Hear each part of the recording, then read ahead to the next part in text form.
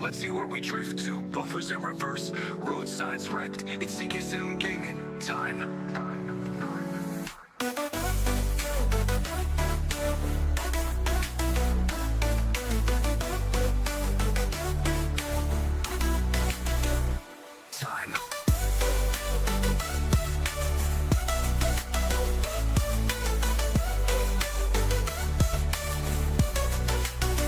Driving trains, trucks too, parachute planes. Let's see where we drift to. Buffers in reverse, road signs wrecked. It's CK gaming time.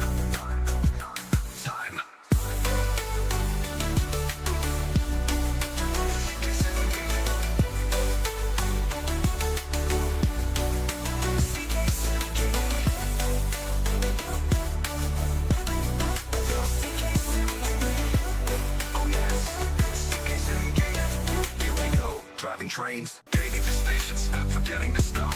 Driving through red lights, bad buffer stops. It's time for CK Sim Gaming. CK Sim Gaming time. CK Sim Gaming. CK Sim Gaming.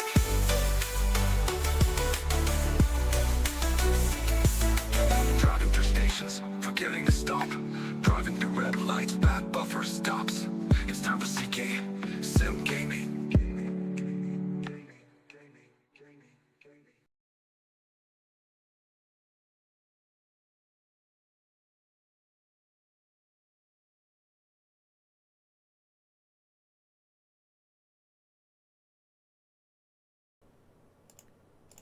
Good afternoon, everyone. Hope you're all well. Welcome to another Microsoft Flight Gamulator stream 2024.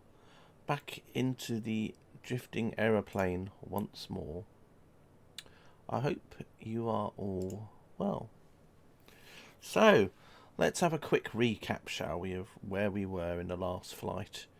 Let's have a quick look here.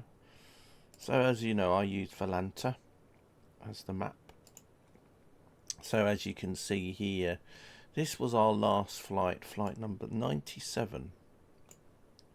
Quite a long flight, this one.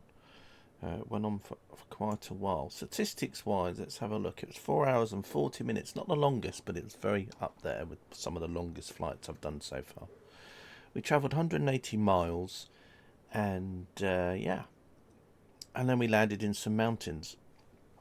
So anyway, I've moved the plane a little bit. It was a little bit precarious, so I've literally just moved it a few meters away. You can just see here, this was the actual landing spot, but I've moved it probably about 10-20 meters away, just up on another bit of a slope.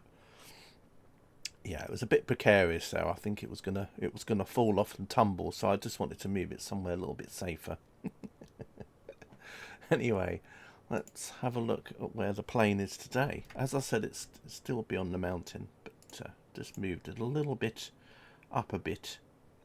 So let's just go into the sim itself. I just need to get rid of this Volanta window. There we go. Right, let's put the sound on as well.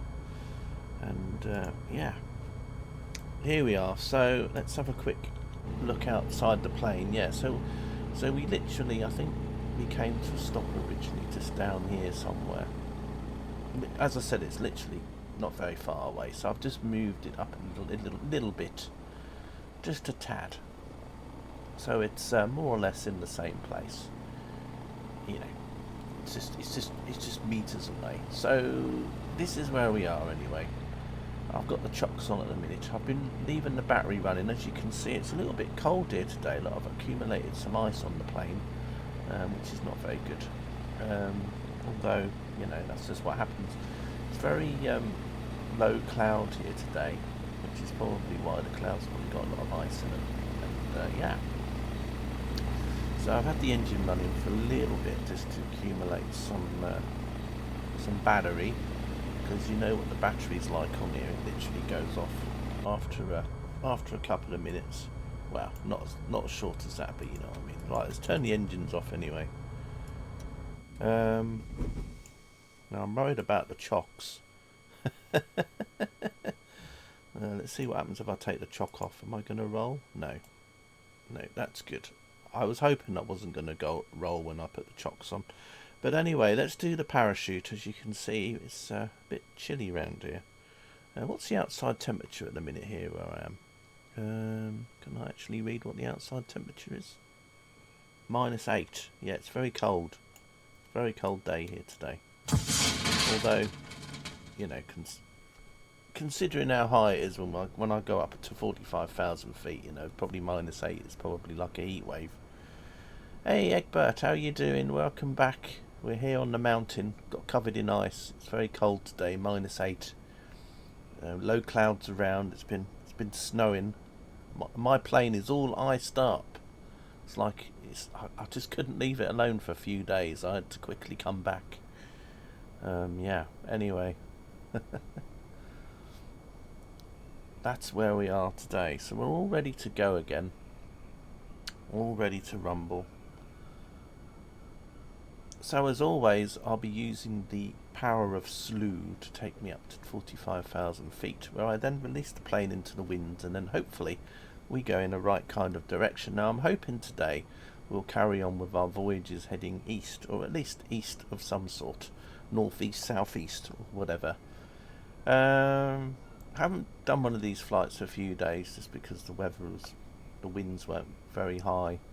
So I thought I'd leave it for a few days. Anyway, I had a quick peek today and I thought, oh, the weather looks a bit nicer today. So I've put my mountaineering gear on and I came down the mountain just to get going again. And we'll see how we end up. So yeah. Anyway, let's get the. Oh my gosh, my wing is now broken. Let's look at that. We're at 7,000 feet already. We were 7,000 feet up before we got anywhere. Right, so anyway, let's move around a little bit. Let's just face west again. I like to face west. Let's go up to about 44,000 and then I'll release the plane into the wind and then we'll start drifting. Hopefully you can all hear me alright. I mean, according to OBS, you should be getting some sounds and stuff, so... Oh, hang on a second, I've just realised I've got something enabled here. I should be doing that. Hang on a minute. There we go. Very naughty. I was also recording to the hard drive at the same time. That wasn't good. Right. Would have run out of disk space. It'd have been error, outer space. Right, anyway. We're almost in outer space, aren't we? Wow, we could go up a bit higher, I suppose. Right, 44 I'm going to put it on. And then let's release into the wind. There we go. Right. So let's see what we've got so far. So let's see. We're 50 knots. Wow, 50 knots already we're going, and we've only just come off here, and we're heading east. This is what I want to see. Heading east at 50 knots at 45,000 feet. Wow, that's super. What a super start to this stream. This is what I like. There we go. 50 knots. Brilliant. And we're heading east as well. That's super. Yeah, exactly, Egbert. Let's go. Yeah, let's just hope this is not a 20-hour stream. Although, to be honest, there is soccer ball on tonight, but nothing that I can watch on the TV. I did watch the Man City Real Madrid game yesterday. Of course, Everton and Liverpool played today. And from the game that got cancelled just before Christmas time, I think, because of the weather. Or New Year, whenever it was. But anyway. So yeah, this is a good start. Because the weather's a bit, it's a little bit iffy down there. I don't think I'll go down for that. 7:30 start for that, yeah. I think what I'll do for now is I'll just keep the view up here. Just because, as I said, the cloud isn't so good. And the visibility is quite low. So if I go down to a bit lower, then you won't be able to see a lot. So I think you might have a better view from up here. So what I might do is I'll just stick the camera on the bottom of the plane, and we can have the bottom of the plane cam view. So yeah, you can have a look at some mountain peaks and things as we go over. So visual wise, I don't know if this will be an exciting stream or not. As I said, the clouds are very low, and so you can't really see a lot from the mountains. In fact, what I might do I might go down a little bit, but to stay above the clouds. But yeah, we're heading east, which is nice, which is exactly what I want to do. Just keep going east. But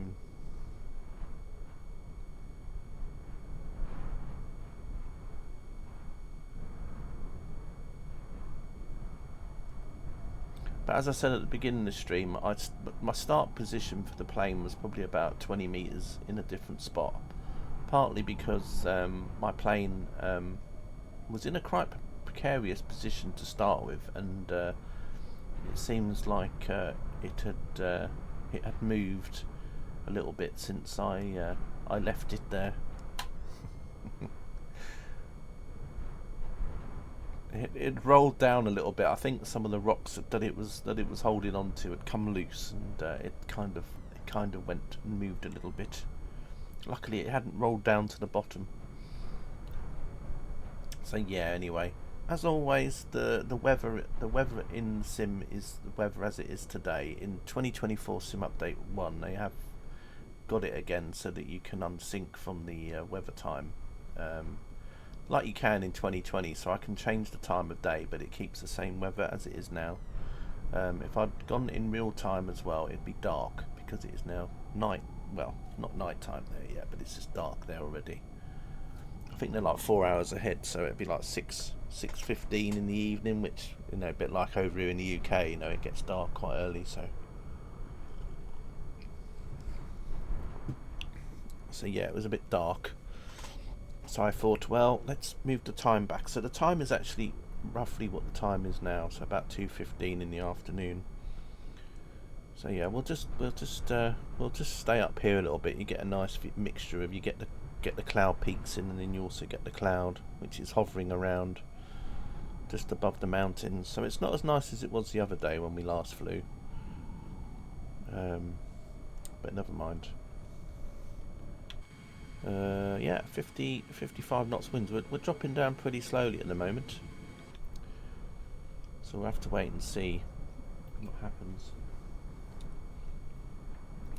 I've been trying to stream earlier today, but just didn't get round to it, so never mind.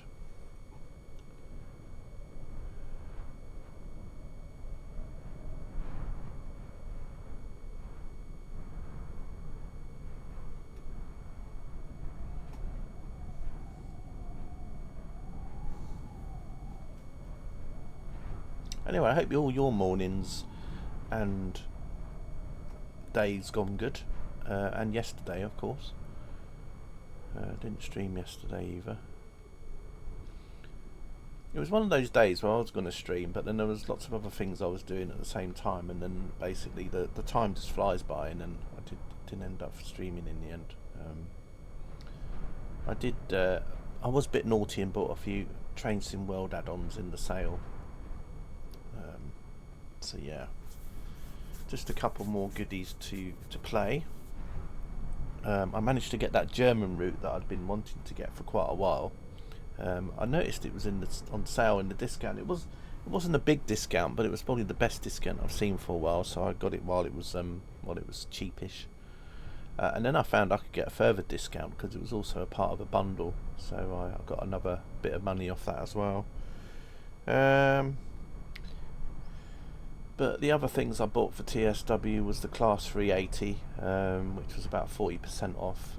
So that's all used in the Scottish route. So Cathcart Circle with the new timetable and everything that comes with it. So I've been driving that around. It's quite cool. And then also got like a livery for the Class 323, so which adds some more stuff to the Cross City line. So I got that as well. So yeah, just a few things. There's also an event going on in Euro trucks at the moment and American trucks. It's a Valentine's Day event, where you can take Valentine's gifts around Europe. So I might do a few of those jobs. I don't know yet. I mean, I spent most of yesterday writing out loads of cards and having to post them at the local post box. I just hope the delivery's going to be delivered by Friday. I did put first class stamps on them, so hopefully I'll get them by Friday. I think it was 30 cards I sent myself, like I do every year. Fan mail, yes, my only fan mail. Yes, only fan mail, yes. That's what I could actually start up a business, couldn't I, and call it Only Fan Mail, and it's where basically you can basically encourage people to send mail to themselves. You know, are you a big Twitch streamer? Are you fed up with not getting any fan mail? Well, here you go, you can have only fan mail. Yes, I'll send you some cards. And you can follow the instructions. It even comes with some stamps, and all you need to do is just walk to the post office or the post box and post them. Yep, only fan mail. Yeah. But anyway, sounds a bit like a Mr. Bean episode, isn't it? You know, like post himself some Valentine's cards. I think he did that in an episode, didn't he? Didn't he post himself some Valentine's cards or something? Or it might have been birthday cards. I think it was birthday cards, wasn't it? I think he posted birthday cards, and then it made him look like he was really popular. And then he had his teddy like sitting next to him and a birthday cake or whatever it was. Or it might have been Teddy's birthday or something, I can't remember, but anyway. Birthday or Christmas, yeah, it was something like that. It might have been Christmas. I don't know. But anyway. Teddy. Yep. Oh dear. I love streaming. It's just stupid because I've been alright all day, and then I come on here and start talking, and then I just end up being stupid. Instead of being the age I am, I end up being a child, kinda.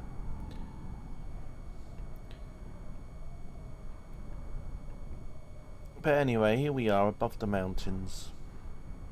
So yeah, I was also doing some flight sim yesterday. I was doing a couple of flights. I think I went to Bergamo and back, which is in northern Italy. So I did that to Stansted. I think I might have posted some images in a Discord actually with Ryanair. I think that was just some of the flights I was doing. Also went to Poland the day before. So yeah, I've just been about really. I love the way the cloud layer is basically the same height as the mountains or just underneath.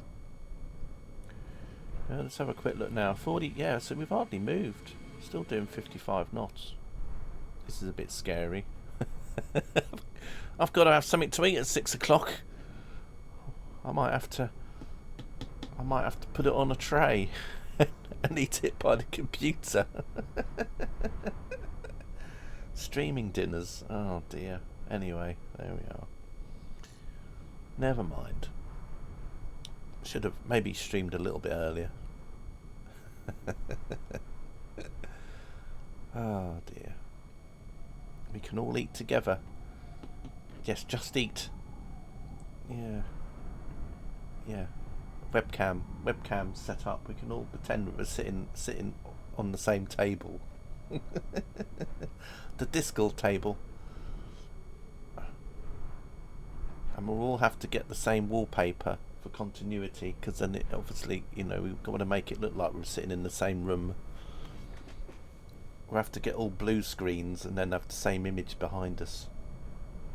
A Zoom meal. Yeah, well, yeah, who can eat it fast? It's a Zoom quickest. It's a Zoom meal. Oh dear.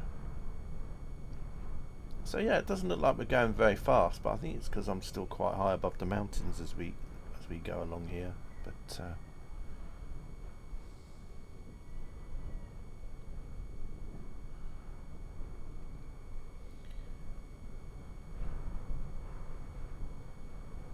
does look very pretty though. But take some screenshots as I go of just the mountains and the cloud layers.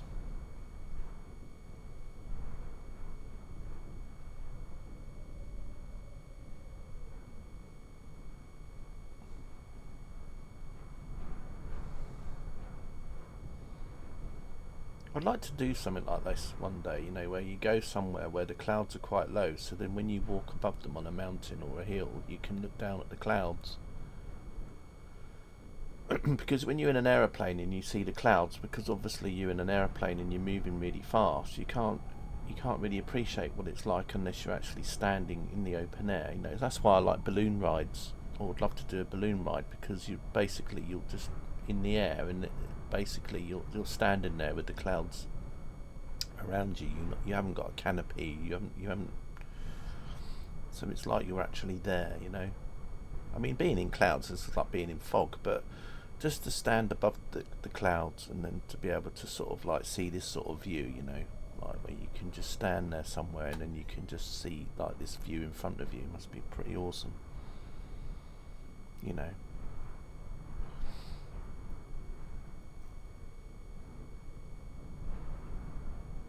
It's like when you go to some, you know, when there's fog, like in London or somewhere like that, and you'll see some images where, you know, where you're in a tall building in London and you're actually above the clouds, and you can kind of look out your window and see everything below you. I suppose the nearest you can get to it otherwise is if you have a drone, and if it's like really low level fog, which is like maybe goes up to about 80 to 100 meters, then you can take your drone up to about 120 meters, and then you'll be above the cloud layer, well, the fog layer, and then you can see any buildings in the town that are all higher than the fog layer, then you can see them all poking through. That's quite cool. So I'm just babbling on. I don't think there'll be any Thames TV today. I think it's a bit too mountainous here.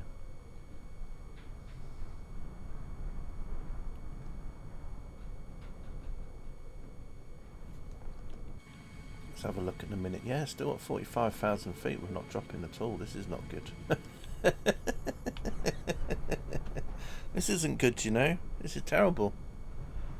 I should have started at 9 o'clock this morning.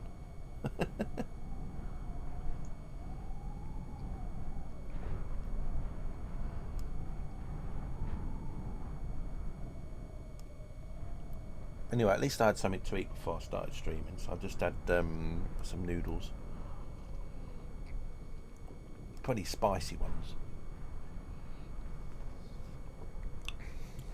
Gave me the sniffles, it did. Although I didn't have to have the spicy bit, because it all comes in like a sachet, you know, that you put in. Should have left it running overnight. Yeah, probably. Yeah, but the winds yesterday weren't so good, which is why I didn't do it yesterday. That's why I said I wouldn't do it for a couple of days. Because it was predicting that later on in the week the winds would get up again.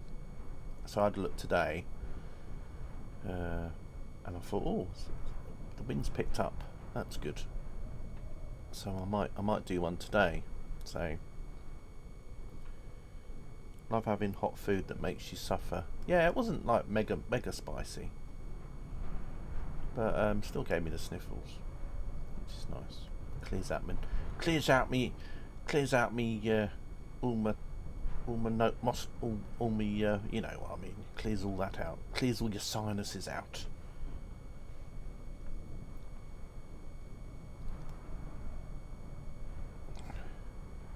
Trying to think who they were. It's I think it was Aldi's home brand.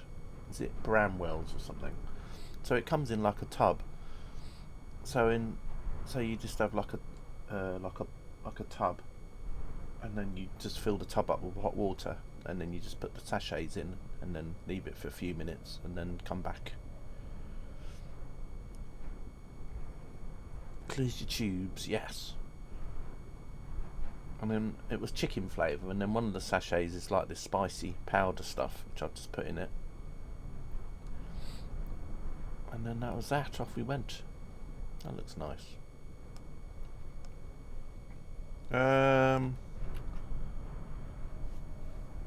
don't know what it's made out of. It's kind of like,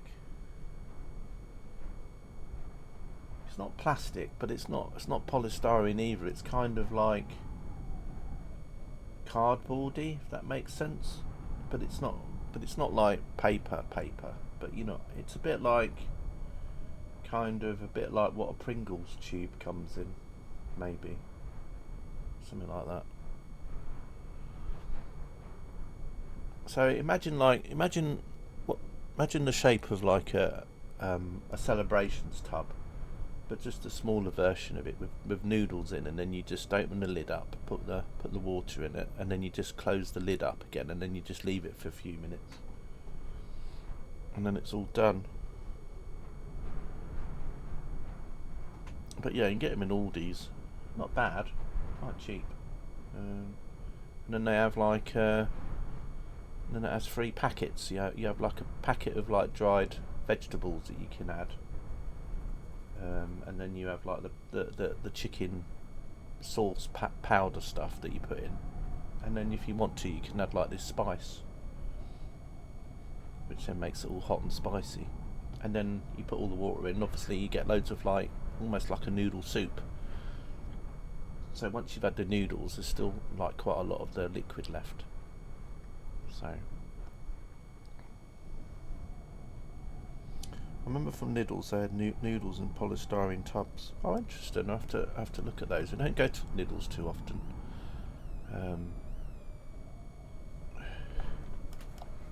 But yeah, Aldi's. We got a few around in the town. We got a Morrison's, an Iceland, an Aldi's, a Sainsbury's, Tesco's. Tesco's is always flooded though. Well, not always flooded, but when we have like really bad weather and rain, and there's a river that runs right next to it, and then it always floods. So then it closes for a few days because obviously it gets flooded. But there you go.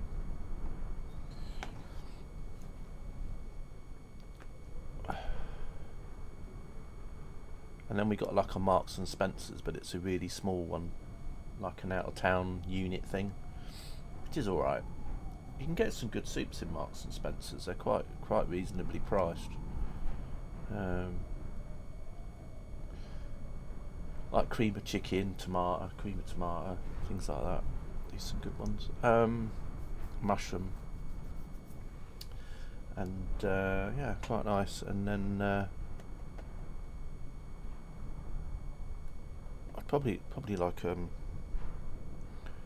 probably would love a Waitrose as well, but we don't have one in the area. But Waitrose, just for like their stuff that they do, their own things, sometimes quite nice. So I don't know.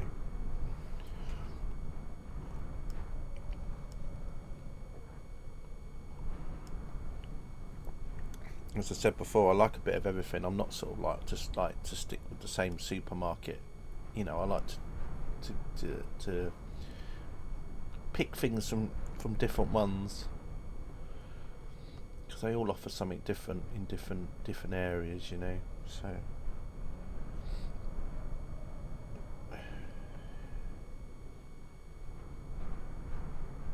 anyway, we're just going over the mountains here. I don't know why we're talking about food again. What we doing on here? Right, we're 43,000 feet now. Wow, we've dropped 1,000 feet, Egbert's terrible. And we're doing 55 knots, and we're still moving in an easterly direction. Although you just got to remember that, you know, that the mountains go up quite high. Although, if I remember from Sarah, actually, I'm going to ask her again. Actually, I've got Sarah on the plane with me. Sarah, what's the highest mountain in this area? She might tell me what the highest mountain is. The highest mountain in this area is Mount Contengri, which stands at 7,010 meters, 22,999 feet. Blimey. It's located in the Tian Shan mountain range and is known for its stunning pyramid shape. Mount Contengri is a favorite among climb altituders, and its name means Lord of the Spirits in the local language, reflecting its majestic presence. The mountain is often shrouded in clouds, making it a mystical sight for those lucky enough to catch a glimpse of it from the air. So there you go. So one of the mountains is like 22,000 feet high apparently. So I mean, if we go down to 20,000 feet, we might not be safe. Although I think we might be all right here though. But yeah.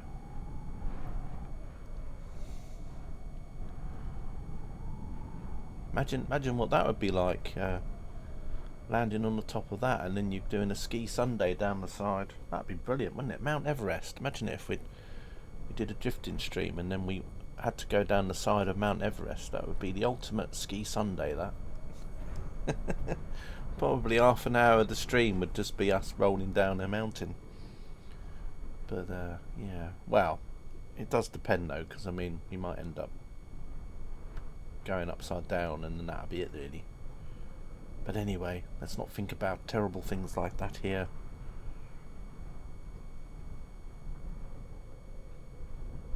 So yeah, 50 knots, that's not bad. It's about 60 miles an hour. I mean, I'm quite surprised actually. I didn't realise the wind was that strong at this altitude. I knew a little bit further down it was getting a bit strong. I mean, it's not mega strong. I mean, we're not talking hundreds of miles an hour here or anything like that. It's but you know, over a few miles we'll go quite a distance.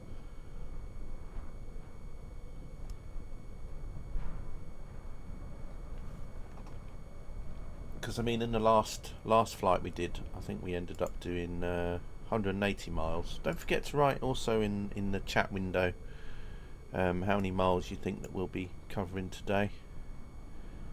I'm gonna make a guess in a minute. Not sure what to put down just yet though, but let's see. I reckon that we'll do, if it was 180 miles the other day, 180 you're going to put down. Okay, 180. Wow, you know, I'm going to put in let's see,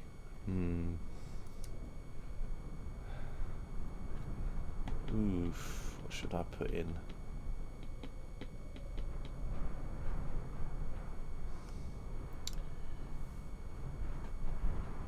137.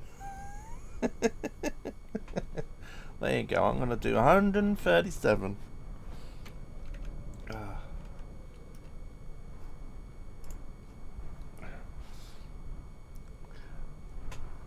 So yeah, God knows what darts I'd have to do to get 137. But anyway. Carol, I need Carol Vorderman in chat. Carol, where are you? A setup shot, yeah. Oh dear.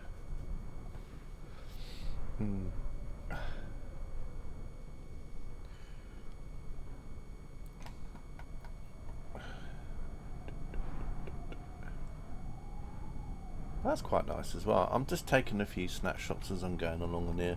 I thought about what you said in the last stream, Egbert, about, you know, taking pictures of some of the journeys, and I never really did that so much. So when we were drifting over areas in the last stream, I did take some snapshots of things. But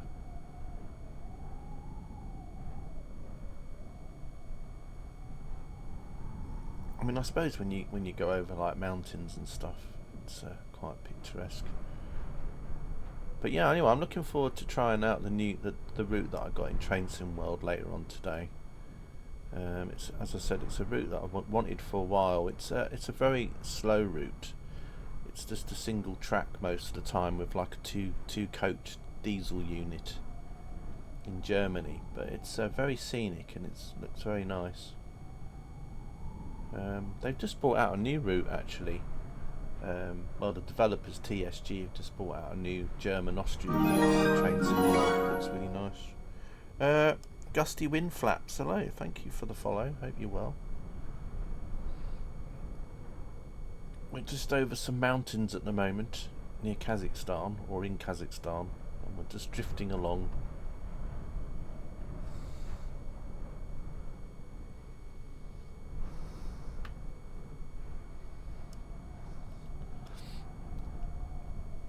definitely gusty here today. It's 44,000 feet now and we're doing 55 knots, so hopefully as we descend it will go a little bit quicker, but I'm not sure how fast we will go.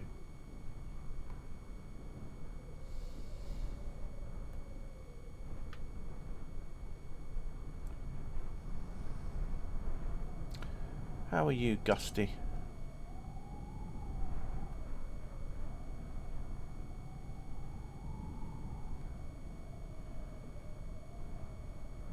But yeah, anyway, looking forward to trying the route out later.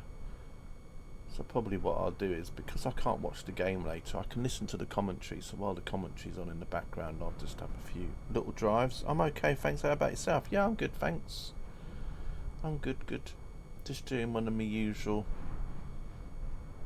drifting streams, just trying to drift around the world slowly but surely. This is nearly 100 flights now since started in Birmingham in the UK, and slowly making our way around. Started in Flight Sim 2020. Can't remember the exact date we started the flights now. Probably in the summer, I think it was, wasn't it? It was like June, July, August time, if I remember. And yeah, just try and do like a couple of flights a week. Sometimes it just depends on what the weather's like in the area. If the winds are really good, then I might do a few flights in a week. And other weeks I might not do a stream like this because the weather's not so good. As in the winds aren't very strong or things like that. But I do stream other games too. Euro Trucks, American Trucks, Train Sim World, Train Sim Classic. So Flight Simulator is just like one of many games that I stream.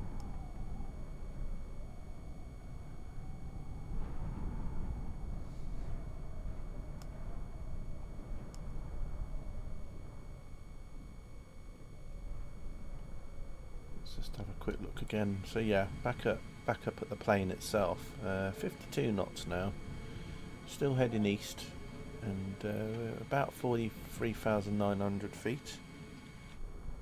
So what it is I've got I'm using a marketplace plane called the Sting S4, and it was quite cool in Microsoft 2020 because it had its own built-in parachute. Now in 2024 I still use it because even though the Cirrus Jet and the Cirrus planes in 2024 have a parachute system, the parachutes aren't so good in that on those planes. So I'm hoping that they'll improve the way the parachutes work, because for example in the Cirrus plane, the parachute, you just descend way too quick. I mean, if you were using the parachute in the Cirrus plane in 2024, you would literally, like, what's the point of having a parachute? Because you come down to Earth so fast, you would literally be killed anyway. So it's just stupid. And the Cirrus Jet is a little bit better, but yeah. The thing is though, this is the way it is. So I'm still using the Sting S4 in 2020. It hasn't been it's not fully converted over to 2024 yet. So it's like a version of it that you can get, which is 2020 and 2024. So it does work in 2024, but they are doing a 2024 version of it at some point. So I'm a little bit worried about that, because I don't know what's going to happen with the parachute once they've changed into the new system that's in 2024 with the parachute. So I'm keeping the 2020 version as a backup basically, so if I need to I might have to go back to this version later on. But it's all good at the moment. So we're just coming over near these mountains here. Looks quite cool. It's very pretty. As I said, what would be really cool is if they sometimes along these mountains just had like the odd like hikers or whatever. You know, like I've seen in some real world glider videos where people go gliding around the Alps and then they pass over and you can see people that are hiking on the hills on the mountains sometimes when the glider sweeps past, you know, to try and catch some thermals and stuff. So yeah, very very cloudy in this area today. As I said, this is for the drone cam, so the actual plane itself is still really high up in the sky above us, but I'm just using the drone cam to become a bit closer to the mountains as we drift by them. I do that with a lot of the flights just so you can get to see the scenery a lot more, but unfortunately the weather's not so good here today, so I'm just sort of above the clouds a little bit just so that you can get a better view of the thing. That looks a bit like I don't know, like trying to think like an animal. There's its mouth, and then there's its nose, and then there's its head, and then you can imagine it would have like a little eye here or something. It's like a big cat or something, or a bit like also like a mouth of a tortoise, isn't it? And you see a tortoise with his little nose and a little mouth. I get like this when I do these streams. Also the clouds as well. I always like to look at the clouds and what shapes they are, and I do that in the real world as well. Sometimes I go out, have a look at the clouds and see what shapes they are, what they remind you of, you know, like dogs or rabbits or whatever. And then a couple of minutes later, they shapes change completely.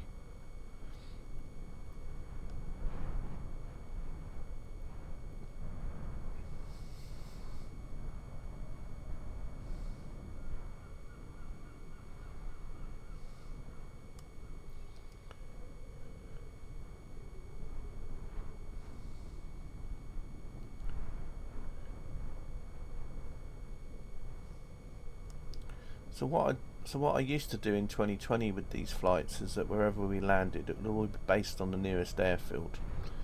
So originally, what would happen is that I'd do a flight and then I'd land, and then I'd look on the I'd look on here in the nearest menu, and then see what the nearest place was. So here, so that's how I used to do it in 2020. And then what happened though was, for a few flights we always used to get stuck at the same place, because sometimes there was such a big distance between airfields that I might do a flight and might travel 50 miles and then find that the nearest airfield is the same airfield you left, so then I'd have to do the flight the next time from that place again. So it used to get quite... So sometimes there was some flights that I would end up being stuck in the same place for a while, for a week or two, and it used to get a bit frustrating. So I said, well, when 2024 comes out, I'm going to change the whole way that works. So basically wherever I land is more or less where I start from. So yeah, I thought, well, let's just start from there, from where we left off, and at least the only change really though is over water, because obviously when you land in water you can't really go back to the same place again for the next flight. So the water's a little bit different. So like as I said before, if we go over the Pacific Ocean, for example, it'll be based on wherever the nearest piece of land is.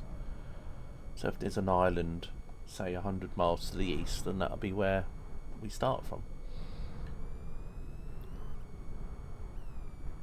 So that's what I'm planning to do anyway. I don't know if we'll end up going over the Pacific though. The way we're going at the moment, I think we're just gonna... Looks like we're just going to be heading over Asia, and then probably find I mean, we might have a bit of the Pacific or some sea that we might go over at some point, but I mean, we drastically need to keep going more to the south, I think. But just have to see how we're getting on here. It's quite nice here. As I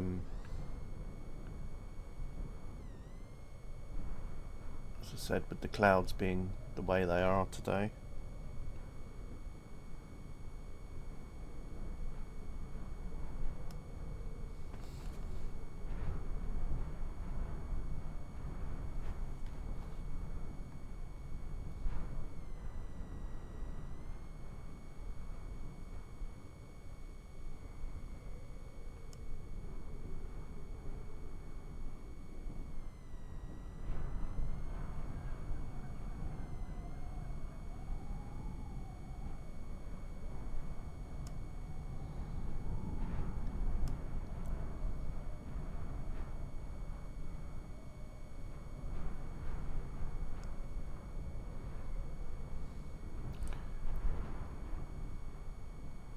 But yeah, it was a little bit nippy here when we started. Before we started the flight off, it was about -8, so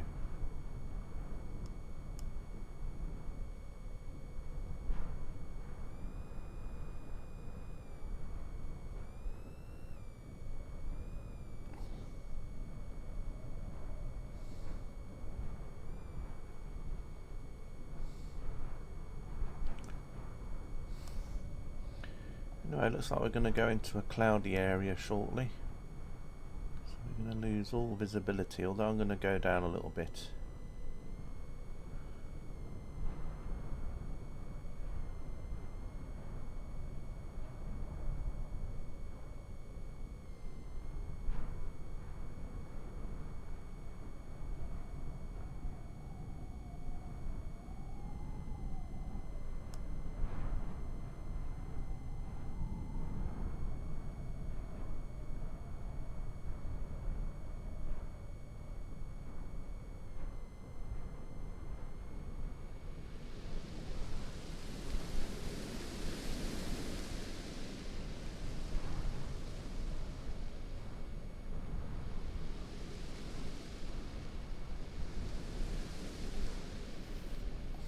Certainly not warming me up going over all this.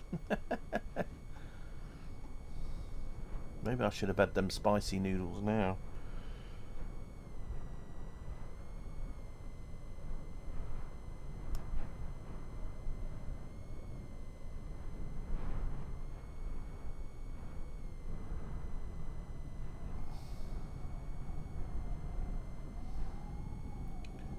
Feel like I'm about to climb a rock face in a minute.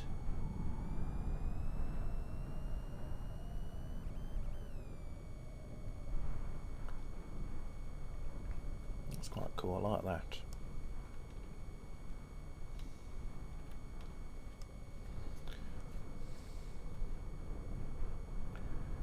Right, let's go up a little bit.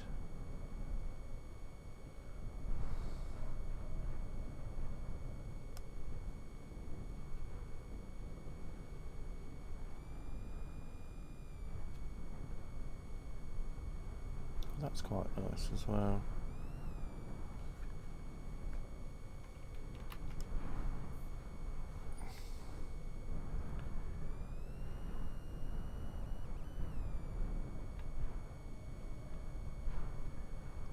Let's have a quick look at the plane again. So yeah, we're at 51 knots. So we have slowed down a little bit. About 42,000 feet now. Well, 43. So we haven't really dropped very far at all.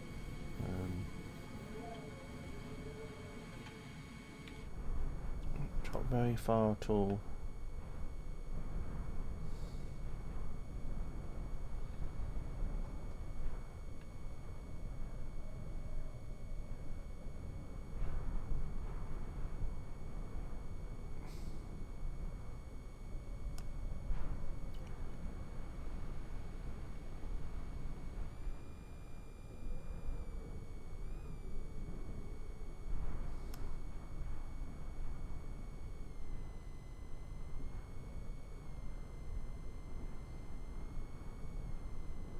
I'm in my snow speeder.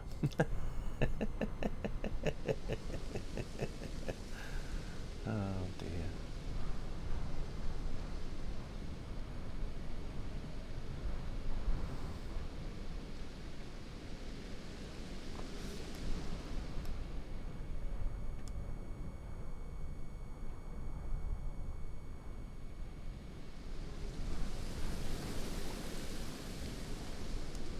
Yeah, exactly, on a Star Wars planet, yes.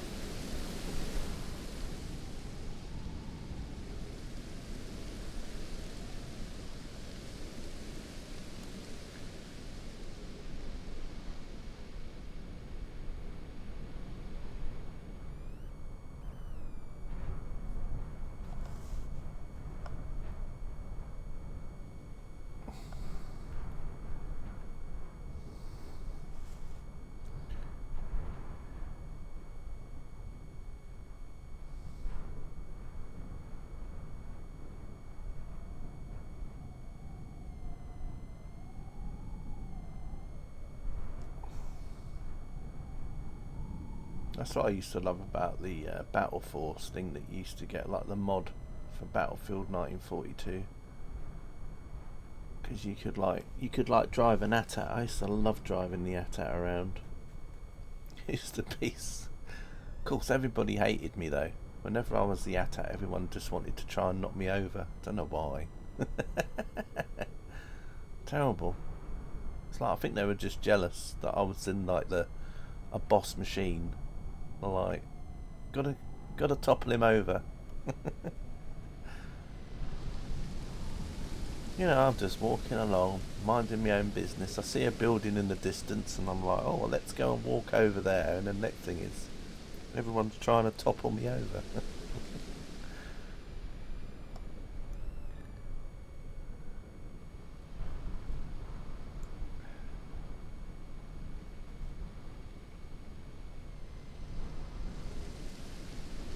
But yeah, exactly, yeah. Yeah, multiplayer bullying. And then the other thing I used to love being there was just running along, because you had them laser turrets that you could go into. I used to love going in them as well. Try and you know, it was pretty good fun. I had some fun times on that map mod. I don't even know if it's still running. I can't remember what it was called now. I think it was like, I can't even remember what it was called. I think it was just called like Hoff something. I can't remember. But anyway, it was a map mod, multiplayer map mod for Battlefield 1942 though. But it was pretty cool. I used to enjoy that much more than the Star Wars Battlefront game that came out.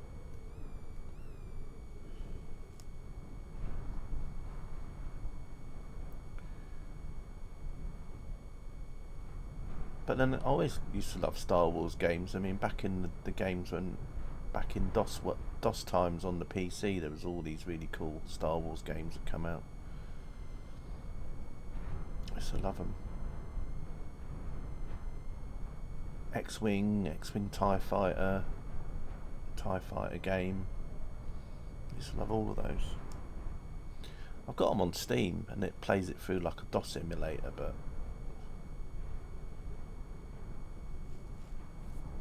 so that's quite good fun as well.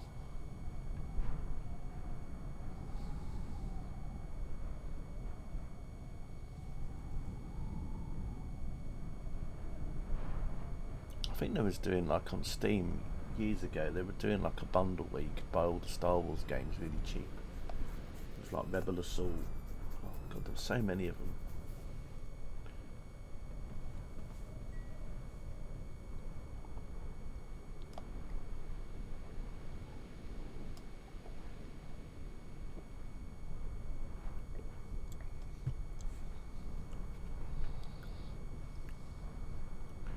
That's quite a nice view there.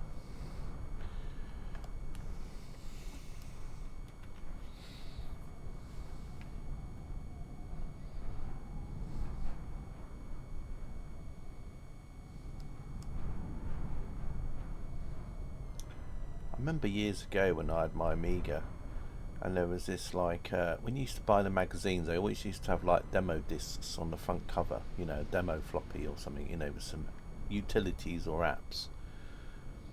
And I remember one month it was this program called Vista and Vista Pro, and with it you could basically put in a seed, and then you could like render a landscape, and you used to sit there and you used to like put in some numbers, and then you used to leave it running for about half an hour and come back, and there would just be like a picture like this, and you'd be like, wow, that's amazing, you know, and it took half an hour. Now this is just like doing it so many times a second now, it's just crazy. You know, oh yes, I gotta make, and then you could leave it running all night, and it would do an animation for you. So you could like run an animation of like a fly down a valley thing or something.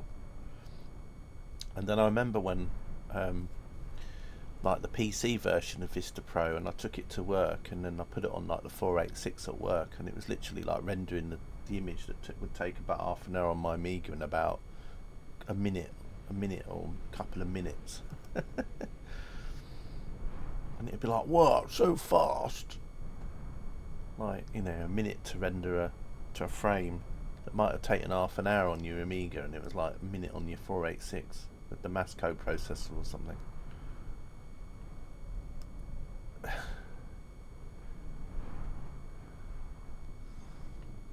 Now we have this. And this, as you know, it isn't exactly the fastest PC ever, but there we go.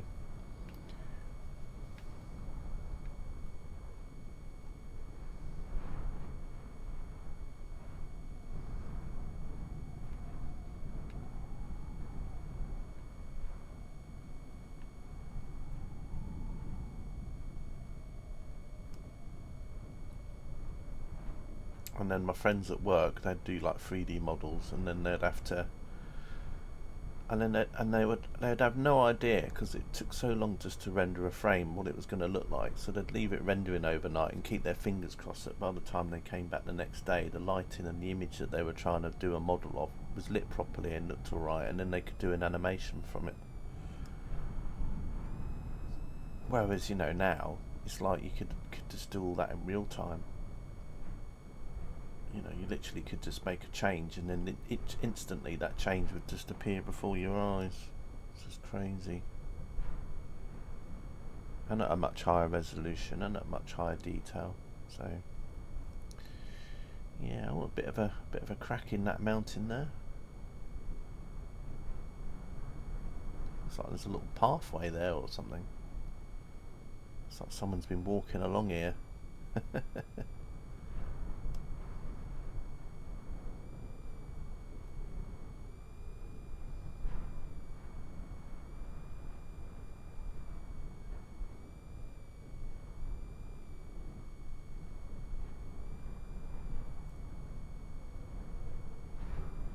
That sounds a bit like a steam engine, Egbert. A Bullid.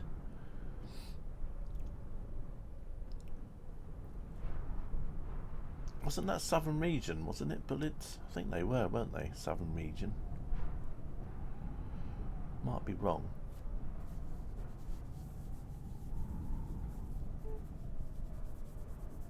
As I was getting nearer to that, I actually thought that was writing. I thought that was actually writing that was getting nearer to it. I was waiting for it to have something written there.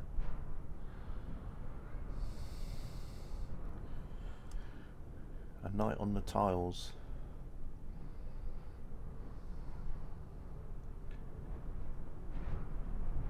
Let's have a look. What we're doing now for height. Oh, great. Well, the screen's gone off. Oh wow! Check that out. That looks awesome. Just gonna go up a bit here because I wanna just clear that just so I can look at that. Look at that view there. That's so cool. Love that.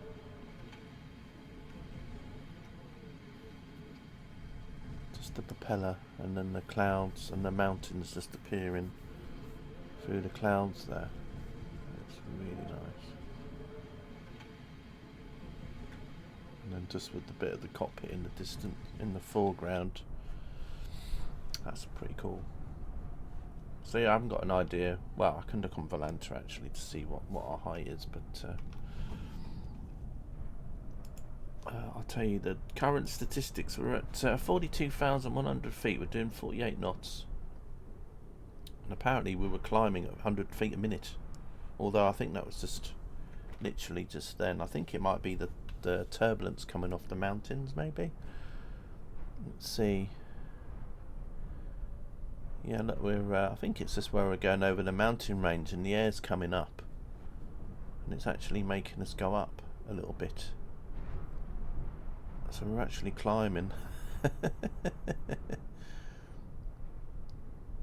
which is just yeah. If we're gonna go over these mountains for a while, then well, we might not be going anywhere. Are we going to be looking at another record breaker today, I wonder? One of the longest duration flights. Probably. No, my luck.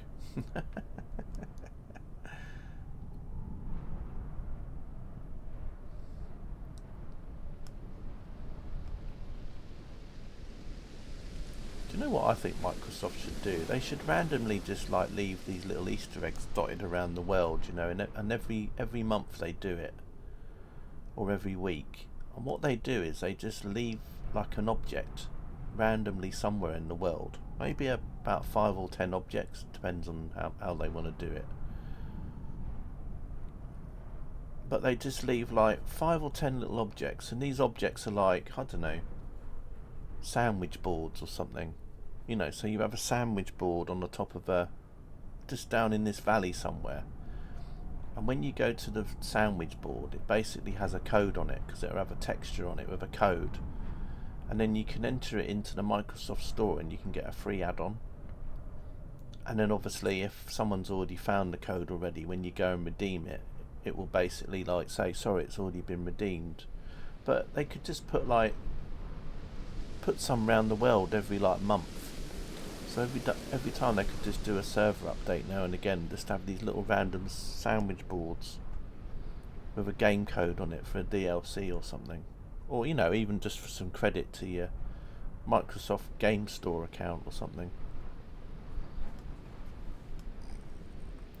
The only trouble is that people might have the Steam version, so I don't know how that would work, so...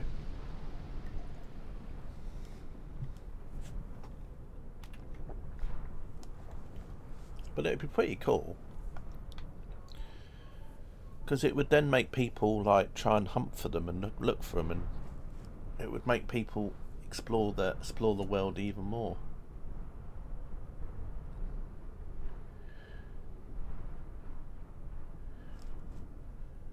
And then maybe once a year they could just have one that they put out that's basically like you win an Xbox or something, and then whoever finds it gets an Xbox Series X or something.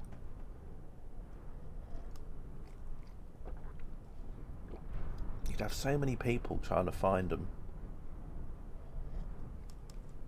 Do you remember that computer game years ago? There was this computer game that came out and it had clues in it, and then basically it would lead you to a place in the real world where you would then find some treasure.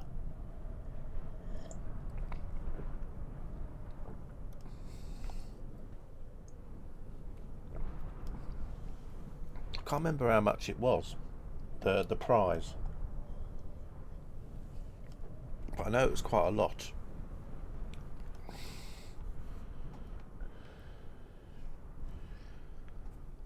And then you'd use the clues, and then it would lead you to a place in the real world, and then you would find the treasure.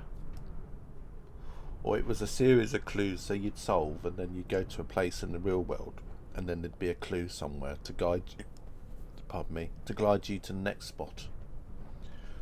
But I can't remember the name of the game now. It's like an adventure game, which I didn't really like. I didn't really like adventure games.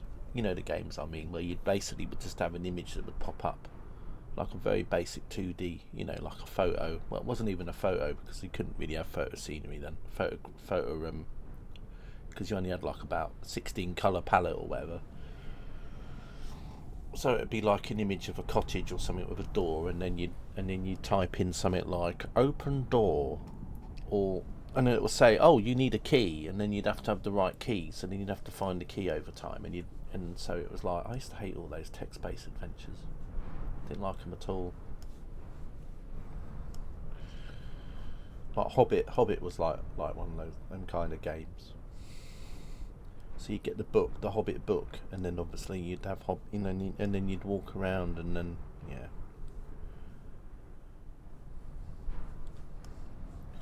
And then when CDs come along, then when CDs come out, then you could have better quality images.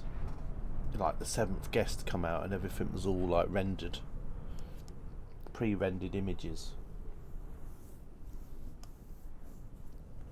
All the it was, you know, there was similar games like that as well that came out, and then they'd start having interactive video in the sequences as well. That was the next big thing, wasn't it? Videos in games, and CD quality sounds in games. because instead of the actual computer having to do the music itself via a sound chip, it would literally just have an audio track that it would play from a CD-ROM.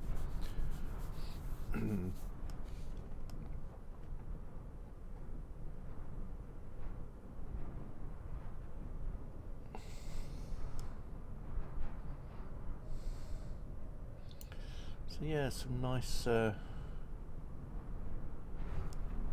few mountains around here. It's pretty cool actually.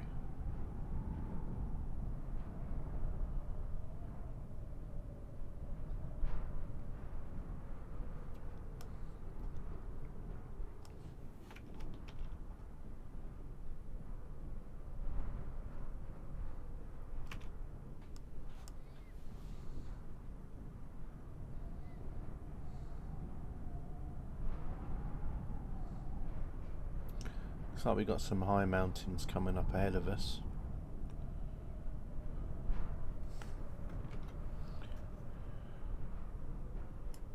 I think we've actually crossed into another country now. Let's see if Sarah knows. Sarah, which country are we flying over now? Let me see if she still says Kazakhstan. We're currently flying over Kyrgyzstan, Ooh. a beautiful country known for its stunning mountainous landscapes and rich nomadic heritage.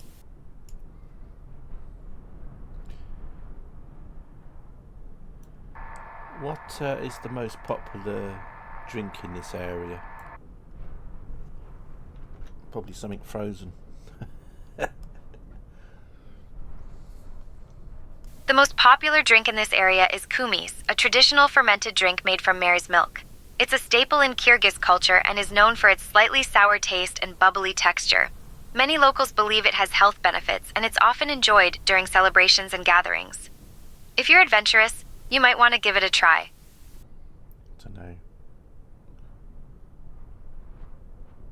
don't know.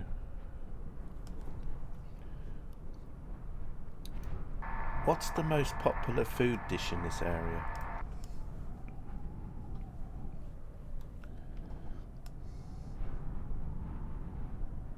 The most popular food dish in this area is beshbarmak, which translates to 5 fingers because it's traditionally eaten with the hands. It's made from boiled meat, usually lamb or beef, served over wide noodles and topped with a savory broth.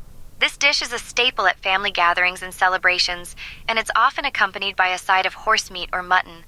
Beshbarmak is not just a meal, it's a cultural experience bringing people together to enjoy good food and company. So if you ever get a chance to try it, just remember to use your fingers. It's just when she said 5 fingers, I was trying to think of like like a gangster. It's like a villain from a computer game, isn't it? Here's when you go to jail. Have you met 5 fingers yet?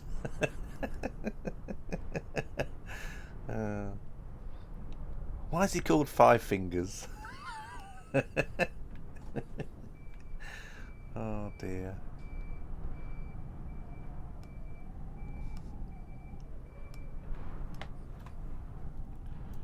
Is there any good stories about this area?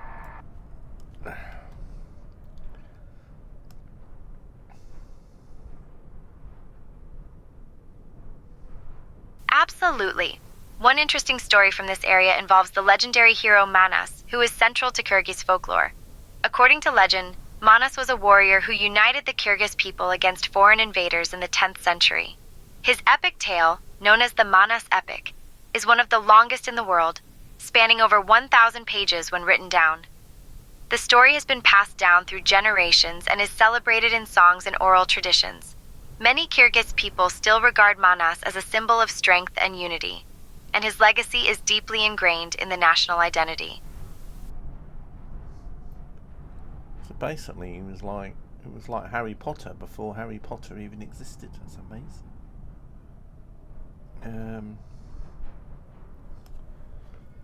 What's the most popular mode of transport in Kyrgyzstan? I'm hoping that she's going to say a car. The most popular mode of transport in Kyrgyzstan is the marshrutka, which is a shared minibus or taxi that operates on fixed routes. These little vans are a lifeline for locals, connecting remote villages to larger cities, and they're often packed to the brim with passengers and their goods. It's a unique experience, as you might find yourself sharing the ride with everything from livestock to luggage. While they can be a bit chaotic, they offer a great way to see the countryside and meet locals. Just be prepared for a bumpy ride and a few unexpected stops along the way. Kind of reminds me a little bit of when you watch a Bald and Bankrupt video on YouTube, because when he goes to like these places like that, that's all he ever does. He goes to like the bus station. It's always like a minibus with about 6 seats in it, and then he just sits there and he's got all these like people sitting around him, like the locals.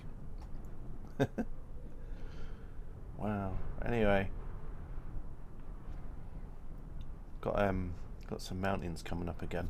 As I said, it's quite a nice flight today. Because this mountain range kind of goes in an easterly direction anyway, we'll probably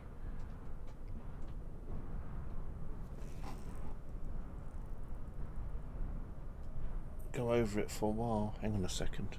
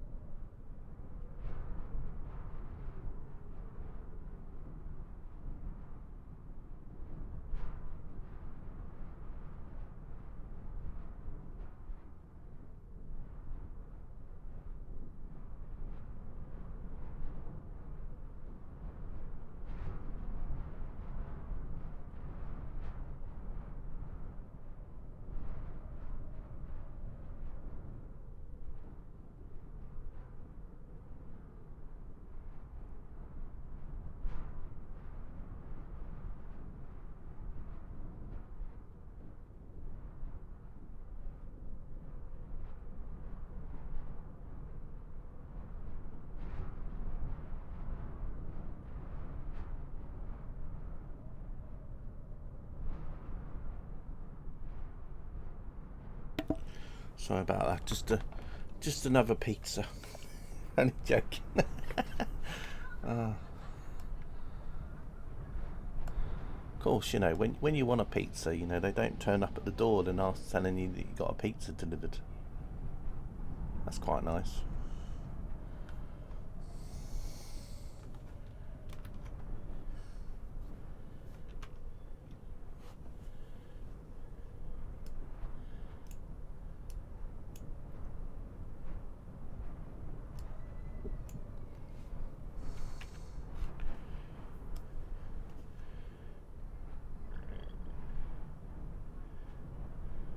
How big is Kyrgyzstan compared to, say, the United Kingdom? How many people live in Kyrgyzstan?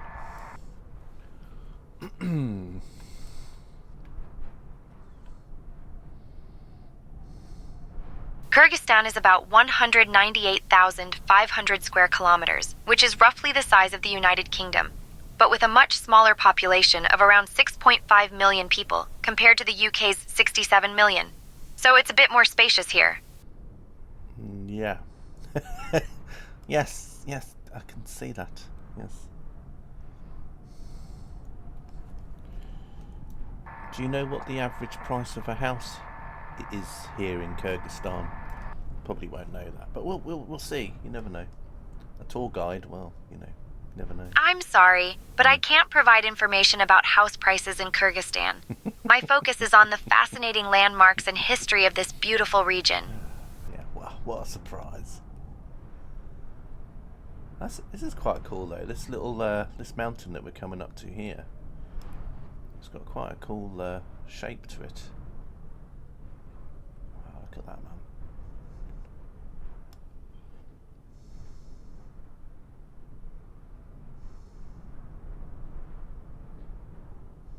At least the clouds kind of clearing away a bit.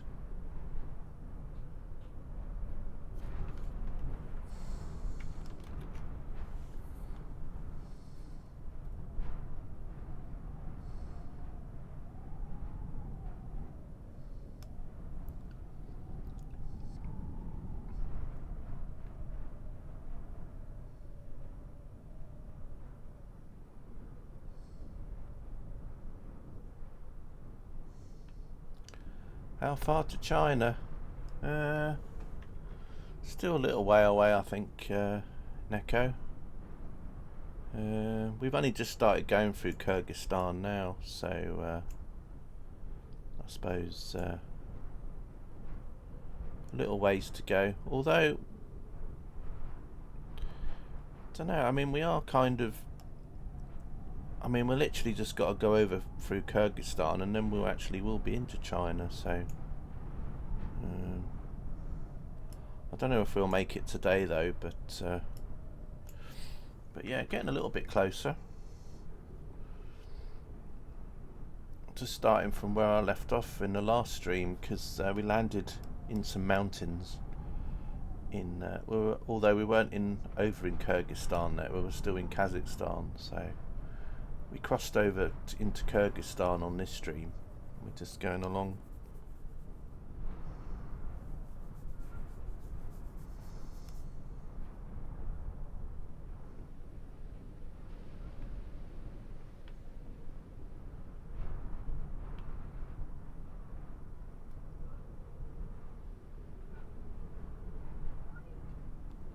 So we're going in a sort of easterly direction again today, which is quite cool. And at the moment we're at still quite high up. I mean, we're still at let's see, what's my speed at the moment? Still at about 41,000 feet. Still doing about 50 knots. Still heading kind of in an easterly direction as well.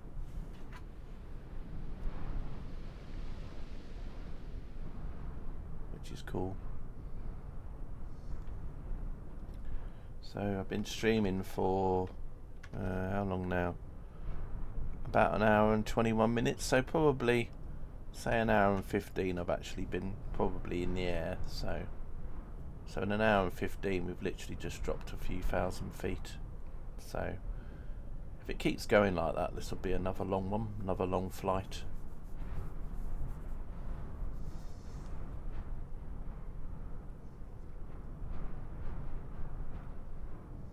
So I'm just using the drone cam at the minute.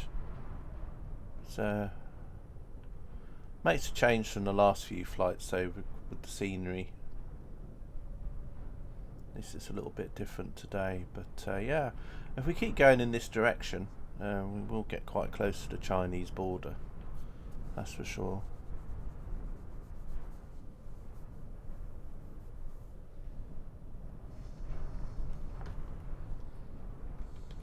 How are you today anyway? Hope your day's been going alright.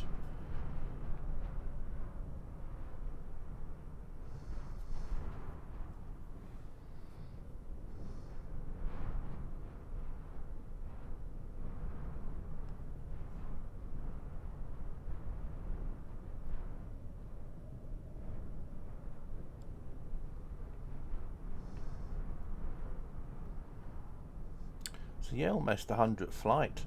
Wonder if we'll be in China on the 100th flight. Only a couple more to go.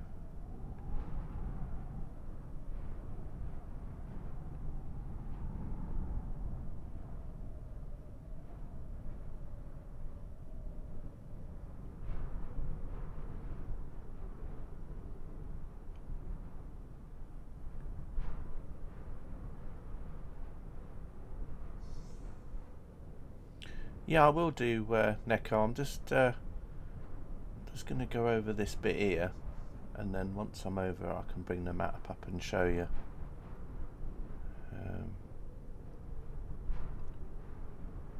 Once we've just gone over here.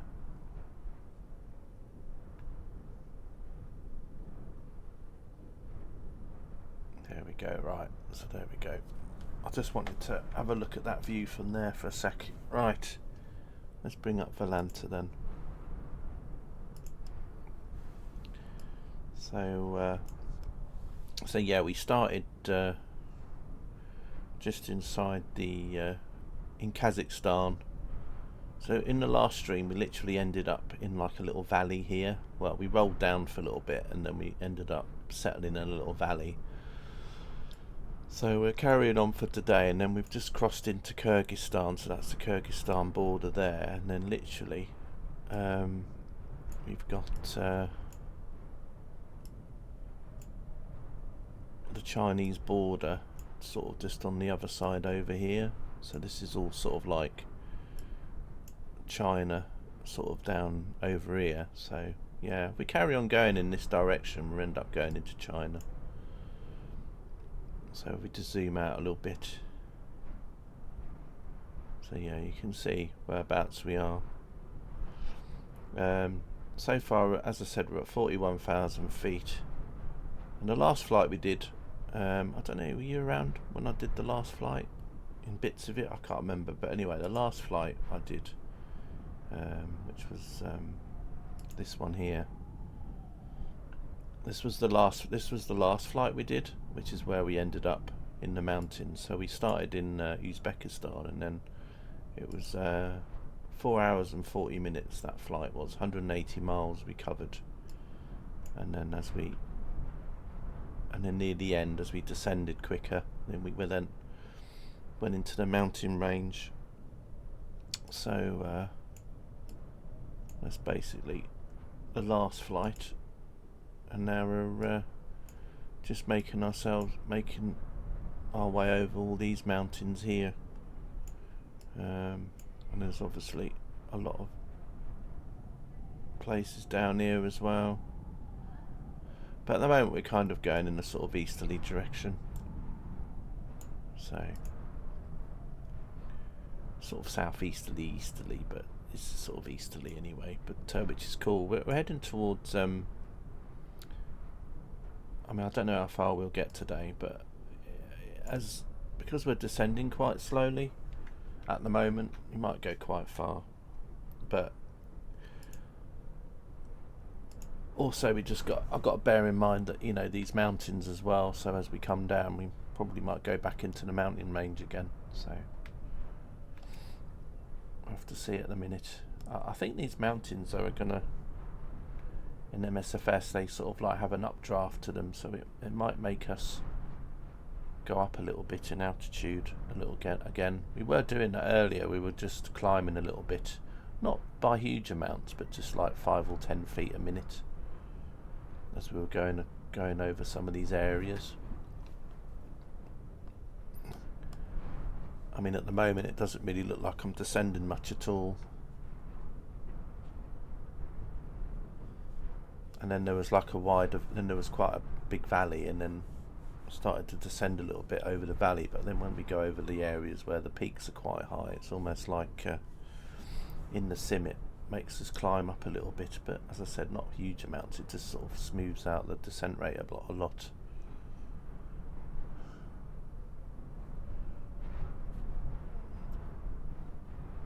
But it's quite nice just going over this area. As I said, the last few flights have been over sort of Uzbekistan and Kazakhstan, and it's been very sort of barren so I mean it's just a completely different landscape, so it's just nice.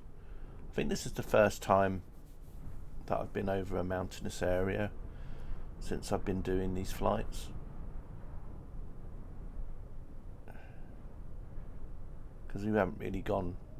I mean, the nearest we got, I think, in a drifting stream was the Alps, but we still didn't get close enough to them. But there's not really been many areas that I've flown in over where it's been mountainous like this, so which is quite nice.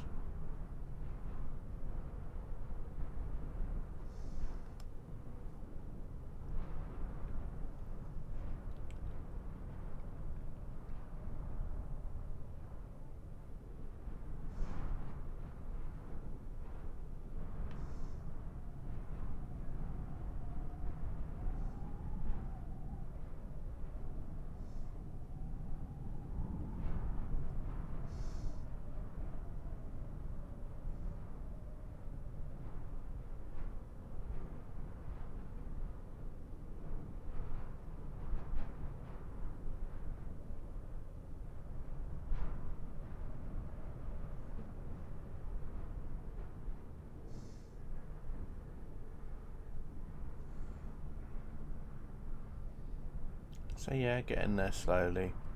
So probably, I mean, if we keep going in this direction, probably by flight 100 we probably will be in China. We might get quite close to there today, but I really don't know, because a lot of the flights always sometimes can start off like this, where we descend really slowly and then all of a sudden you get to a certain height and then the rate of descent really picks up, and then before you know it you're doing 400, 500, 600 feet per minute.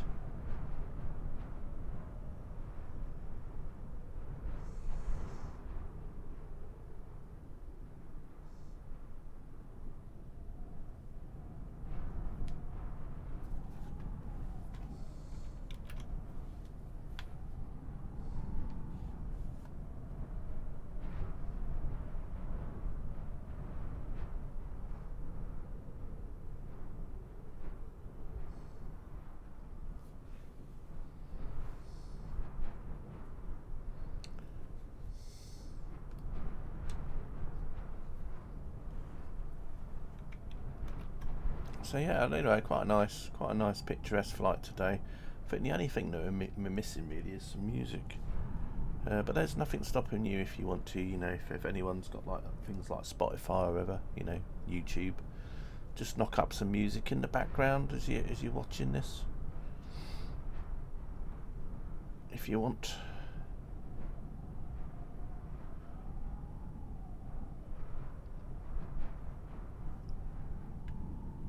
And then you can have your own music choices, can't you? Don't have to worry about what the stream is playing.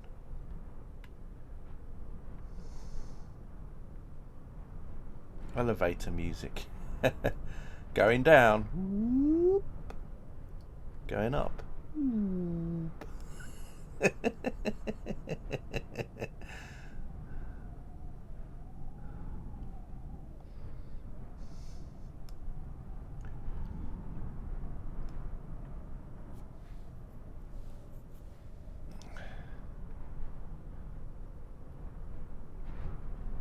But yeah.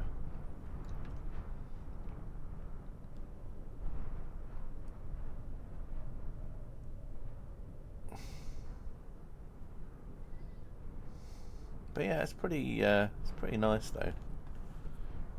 Just taking the odd screenshots and going along.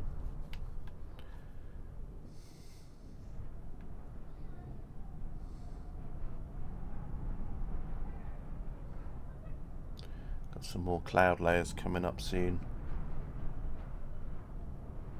The thing is, I think our ground speed is going to increase. I mean, when we're coming down through the 30s, the 39 and the 38, I think the ground speed's going to increase a little bit. I mean, I don't think it's going to increase that much. Maybe we'll get up to like 70 knots or something. So we'll have to see how that goes.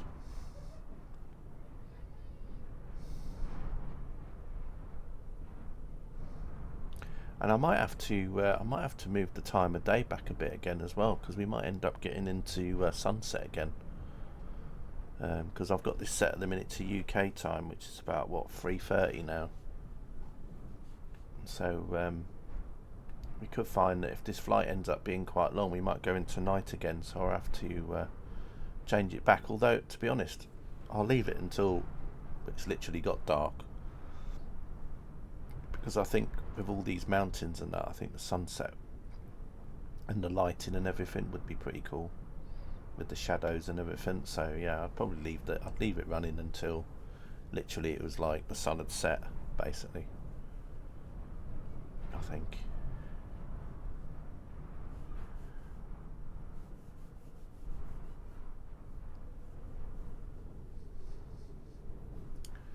But yeah, it looks pretty decent.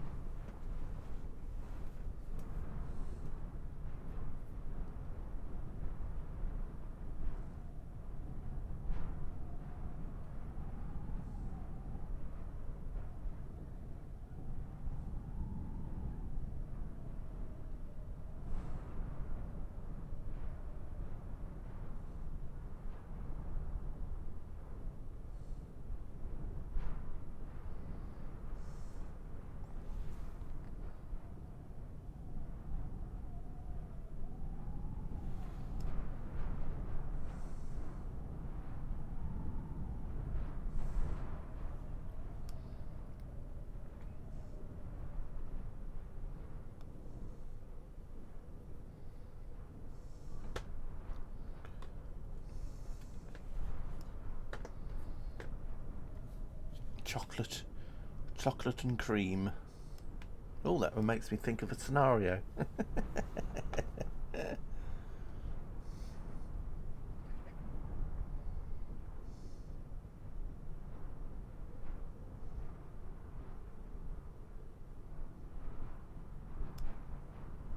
Talking about Train Sim, I removed that mod from Train Sim World. It was a fun mod, but the problem with the mod is that every time you played on Train Sim, every time you did a drive, it would make the game crash. So I've removed it for now. I'm hoping that whoever made the mod will make it a bit more stable over time. He hasn't put an update to it out for a little while, so. Oh, sorry, the mod I'm referring to was the Real Weather mod, the one that you could run and then you could like have like live weather in the sim. It worked really well, but unfortunately, as I said, it would just crash as soon as you played like done a drive in it or whatever. It would crash, so it was very sort of unstable. So I just wanted to. I was playing around yesterday in Train Sim World, and then I think I was on the West Coast mainline route, and of course I finished the journey and then I stepped off the train and then the game crashed again, and I was just like, ugh. So I thought I'd just take the mod out for now. So that's the great thing about Train Sim World and mods. It's just like you can just remove it from a folder and that's it then. Whereas in Train Sim Classic, once you've installed something, it's a pain sometimes to get rid of it. Especially if it's a third party thing, because you can't just verify your files, because otherwise it'll just mess it all up.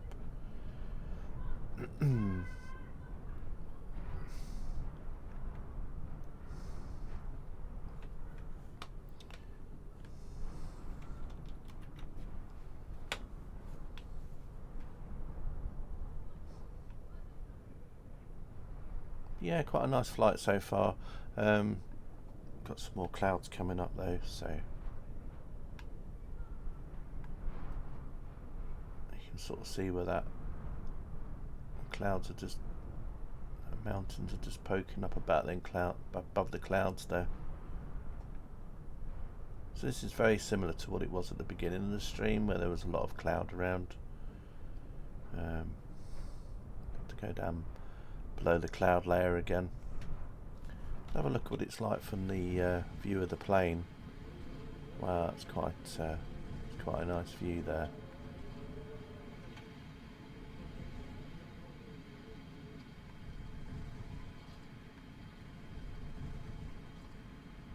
Yeah, it's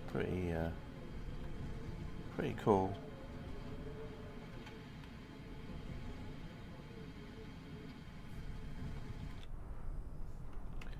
Just have a look. What's the so yeah, 41,000 feet now, 43 knots. So our ground speed has dropped off a little bit. We're still descending quite slowly though. No worries, Egbert.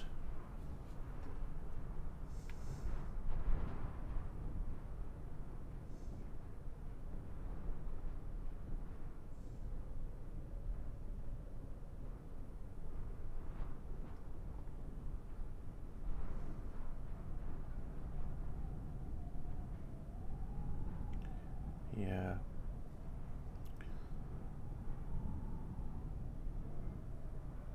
You can see some little roadways here and there as well, heading towards another mountain, I think. As I said, there's quite a few mountains around here.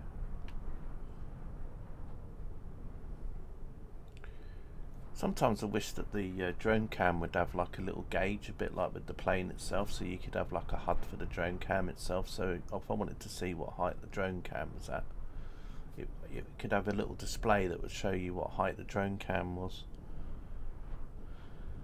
what height it was above the ground, because I'd really be interested to know how high some of these mountains are I'm flying over.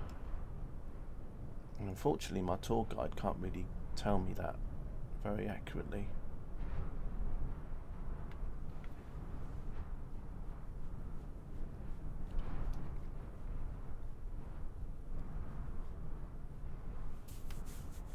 And unfortunately, Volanta doesn't really have like a map that you have with relief, you know, with heights and things on it.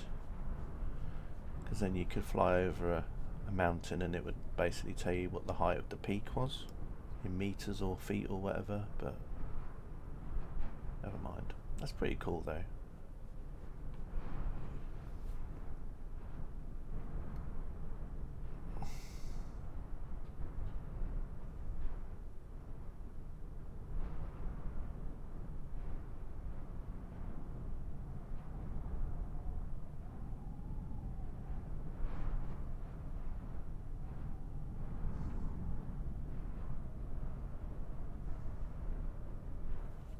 Oh, it's a bit like a little face. There's the eyes, there's the mouth, there's the nose.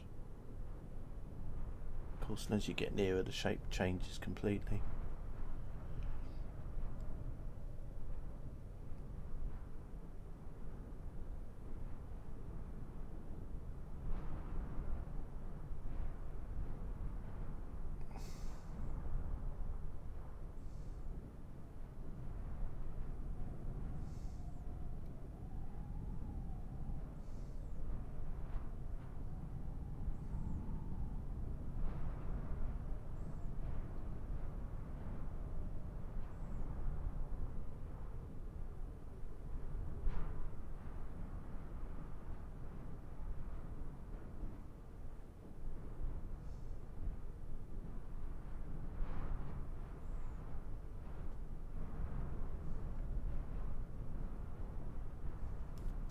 That's pretty nice. Sort of opening up into like a flatter area over there.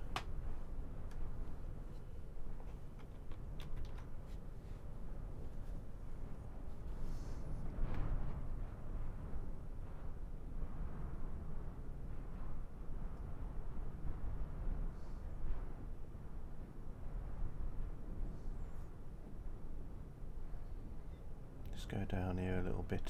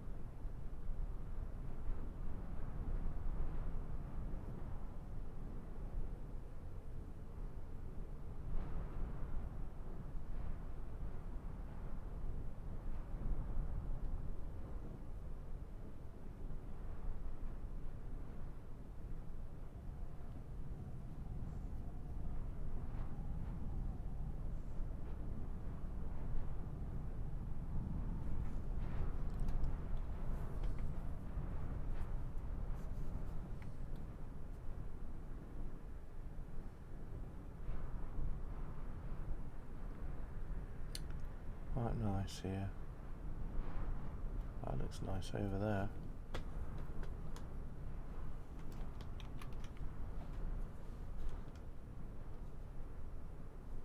Of course, you know, it doesn't do it justice, because obviously when you're zooming into it, it's not as nice as it would be as you fly next to it, because the scenery were kind of the level of distance levels change as you get nearer to things.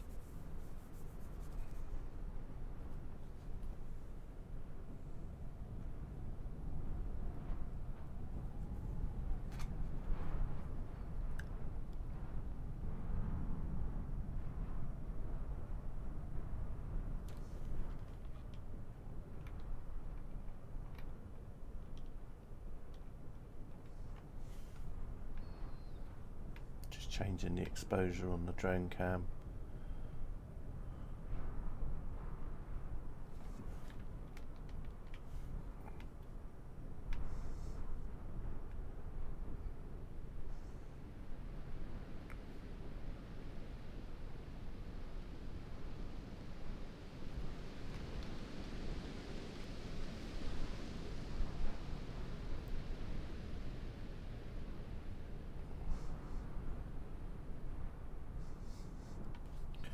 What's our ground speed now? 46 knots, so we've sped up a little bit more, and we're going to be heading towards some water soon. There's like a river that ends up in a lake. Now we won't be going over the lake. We might see the lake though, but we'll go over the river that leads to the lake. That must be quite a cool little rock to climb.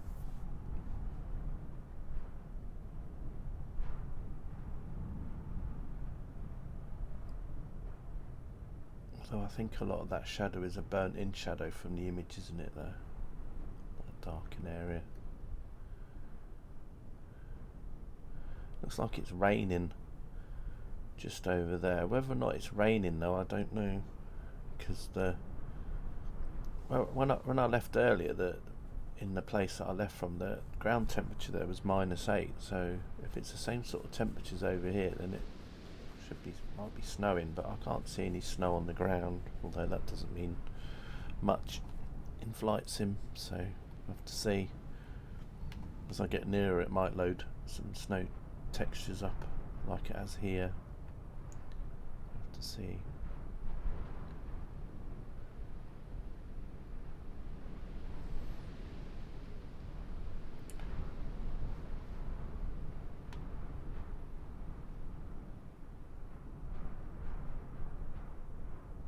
See what the view's like from the aeroplane at the moment. Yeah, it's just loads of clouds everywhere, with the odd mountain poking up through the clouds.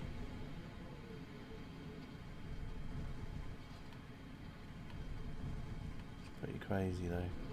Oh, you're over there, you can see some mountains poking through. That's probably over there, look, because you can see there's some mountains that are poking up through the clouds, and over there as well I think there's some. So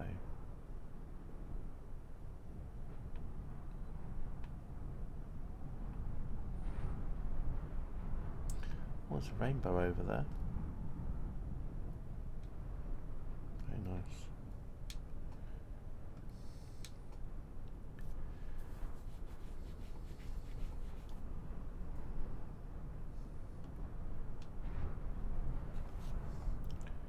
Are there any cool facts about Kyrgyzstan?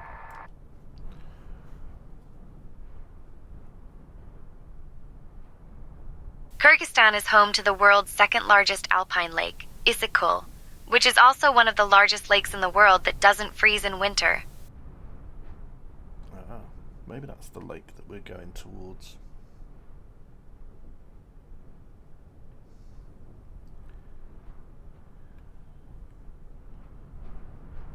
But I don't think we'll be flying. We'll be flying near it, but we won't. I don't know if we'll manage to see it or not. I think if the cloud base wasn't so low, I think I could go up a little bit more to see it, but I think at the moment we'll be flying over the river though that leads to it, so That'll tell us the rough direction of where the lake is. Be cool if we can see it though, but I'm not sure. Just heading towards this weather in front of us.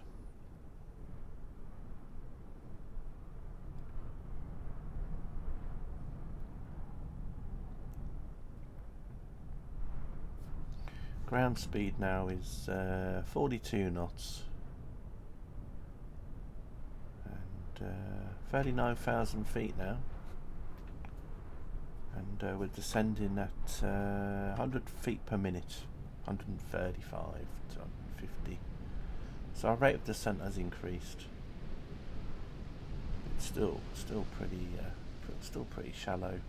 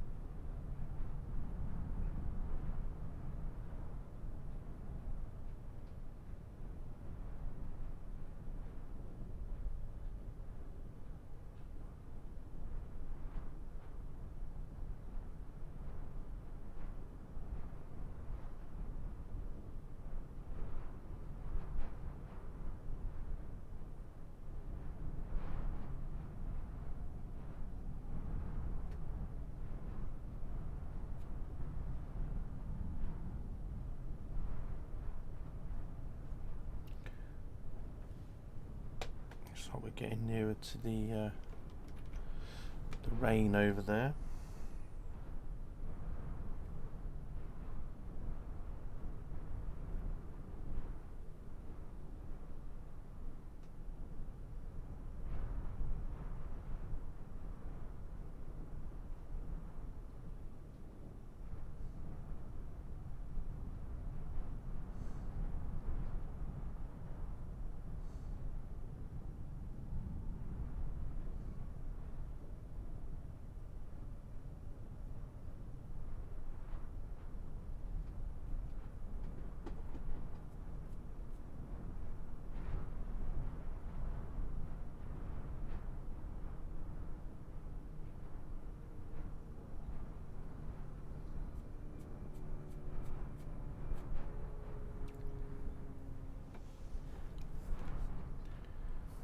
Looks like we're going over a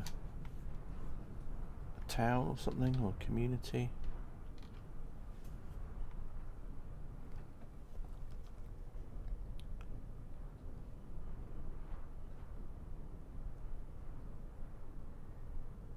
Are we flying over a community at the moment?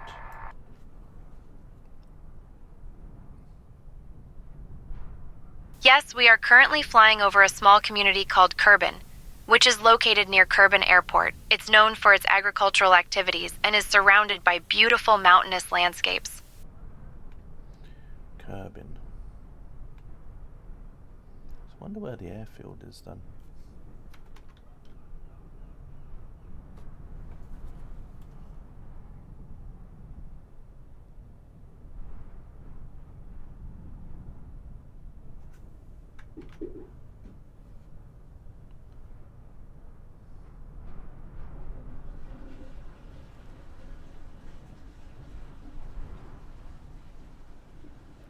down there somewhere.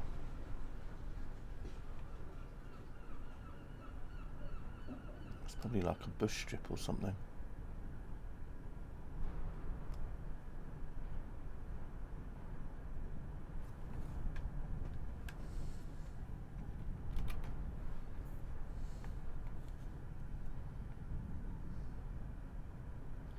Are you going to be doing a stream today, Egbert?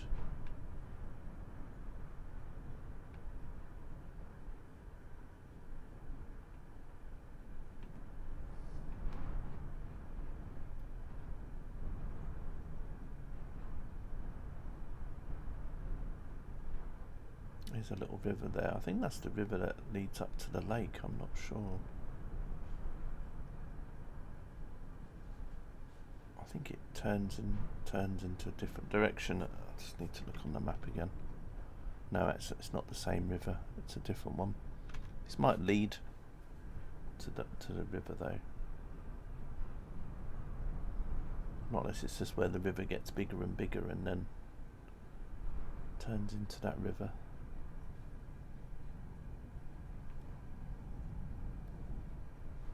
Let's go a bit lower. Let's have a look at the houses. It's almost like a jungle, isn't it?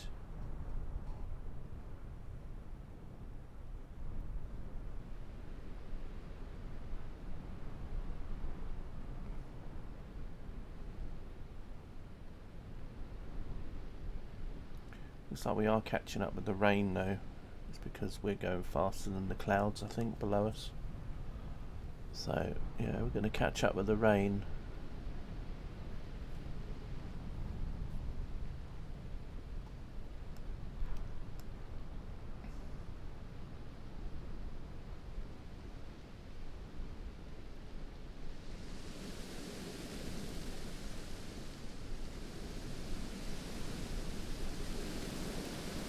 There was a tyre on the roof then.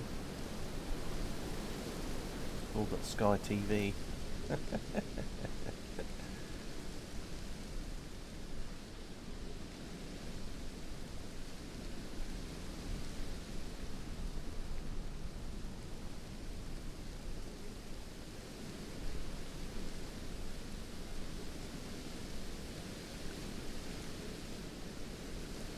Start probably hearing some rain sounds in a minute.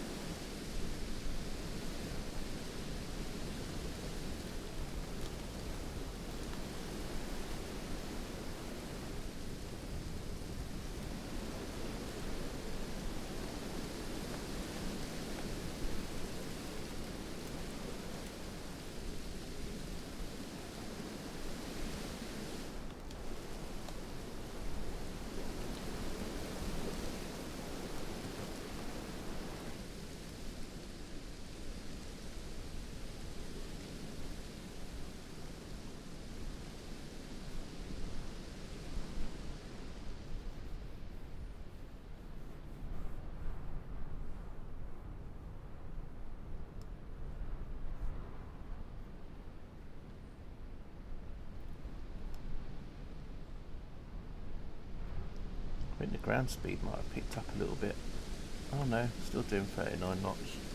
Just feels like fast. I think it's just the way I've got the camera zoomed out. So obviously the further you got it there. I mean, now it looks like we're going really fast.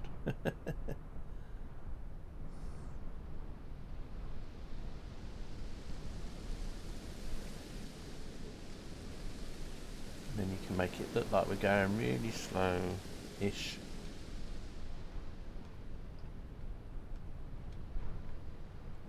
So yeah, it's probably just the zoom. I've got the drone cam that was probably making it look faster than what it was.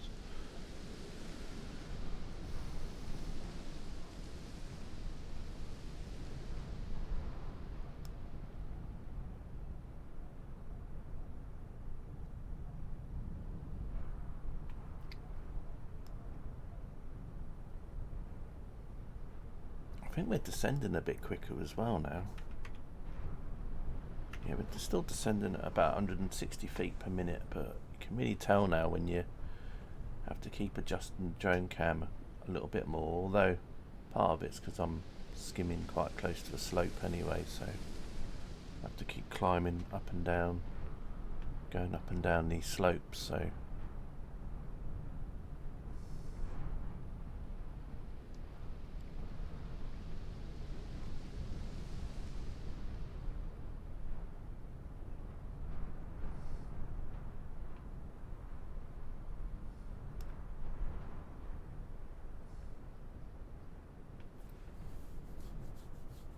to be honest, when I started doing these flights, I thought by about the 100th drift or whatever, the 100th flight would probably be more or less, probably a lot further than where we were. I was thinking we might be in the United States or something by 100 flights,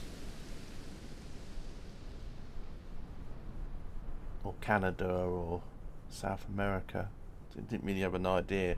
But as I said, when I do this again, going to start from the west coast of Africa near the equator and then go that direction from there, just to get some of the African scenery in. Now I don't know if I'll be using Microsoft 2028 by then.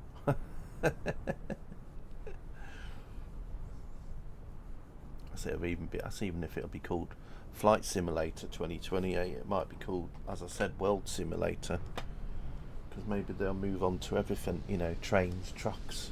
That looks like a railway carriage there. Talking about trains, it's not a railway carriage, but it made me think of one. Well, that's an interesting house, isn't it? Look at that. It got 4 big stairs to go up. Interesting. I mean, it obviously doesn't look like that in reality. It's just how the AI has interpreted it. Is that a graveyard there? Maybe. Maybe that's where all the local people over time are buried. Don't know. No idea. Anyway. Looks like everyone likes to drive on the grass over there. So we're going to come up now.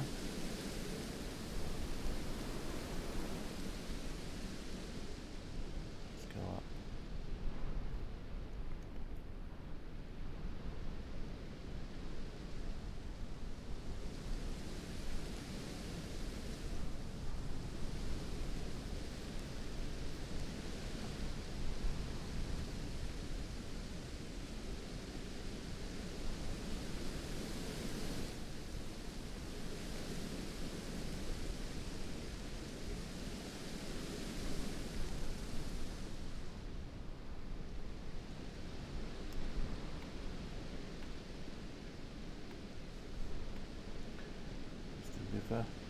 Actually, I think it was a road, wasn't it? Yeah, it's a road. You can just see a truck or something going along. I think it's a Cadbury's Dairy Milk truck. It's almost that kind of colour, isn't it?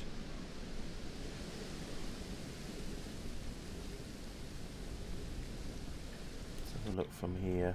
Yeah, we're still quite high up. Still see some mountains poking up outside the clouds. Down there, for example. Anything behind? Yeah, a few mountains here and there. In the distance over there as well. Looks like we're going over another community.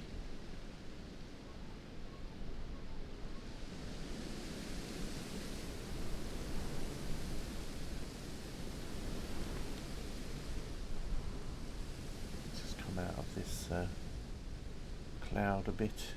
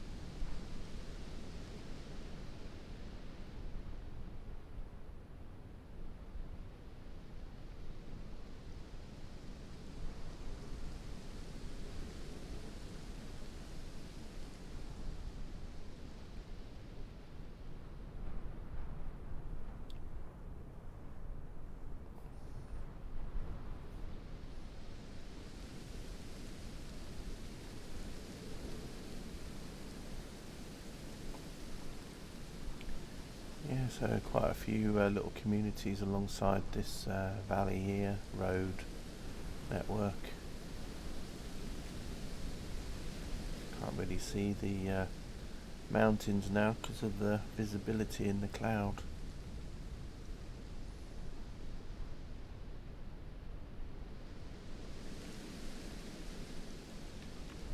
Ground speed now is 35 knots. We're now at 35,900 feet, dropping down at about 200 feet per minute now. So rate of descent has increased.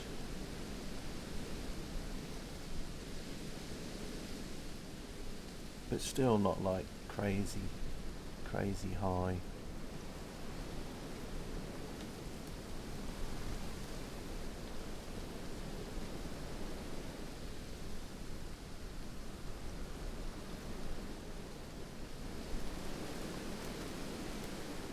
Sounds very windy.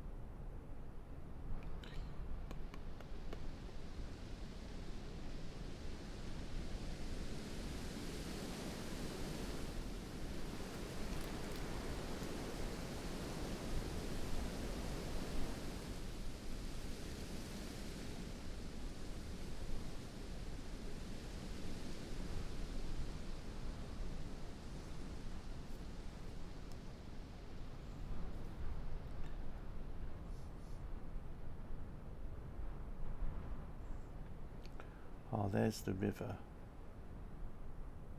And you can see the river heads in that direction, and then up there, how many miles away, maybe 10 miles away, there's a lake, which is, as I said, it's going to be like a river we go over, and then that's going to lead up to the lake. Unfortunately, because the cloud base is quite low, if I could go up high enough, you might actually see the lake from here, but I won't be able to see anything with this cloud, sadly. It's quite a big lake as well. So yeah, just carrying on up the slope.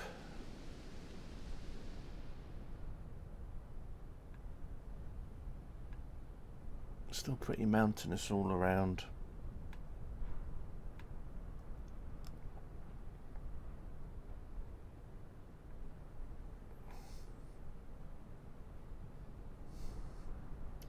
It's going to be an interesting landing, that's for sure.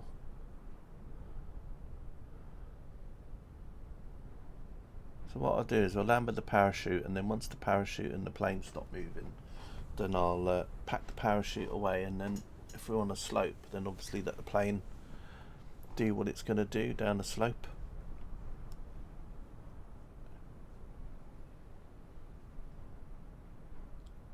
But as the terrain's a lot more rocky now in 2024, it'll be interesting to see what happens, you know.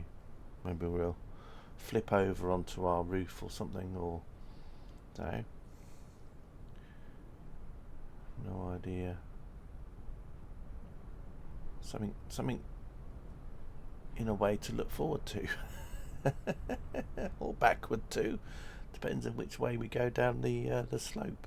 That's if we actually go onto a slope. Of course we might end up landing on a piece of flat ground, and so we won't move at all, but you just don't know yet. We're at so 35,000 feet now, and 235. Yeah, so we're still not over that river yet. So that bit of river that we just saw is still quite a small river. This river that's on the map is obviously quite a big, wide river. So we're still not near that lake yet.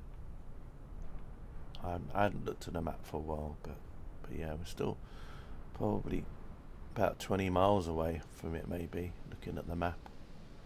So it's still quite a way away, maybe half an hour to an hour away, considering our ground speed's kind of dropped off a bit now. Ground speed is now 25 knots, yeah, so it's definitely dropped down a bit now.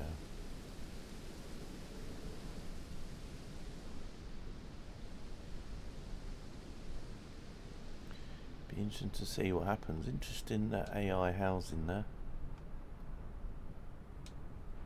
Although not as interesting as what I thought they were going to be.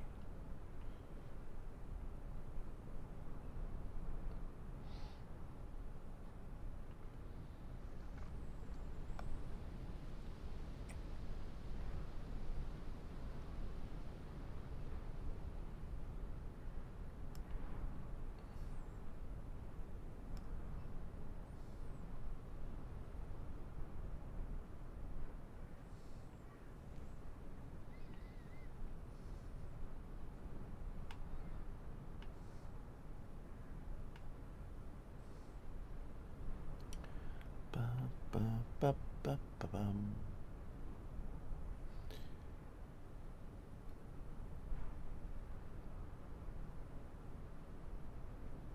Little roadway there.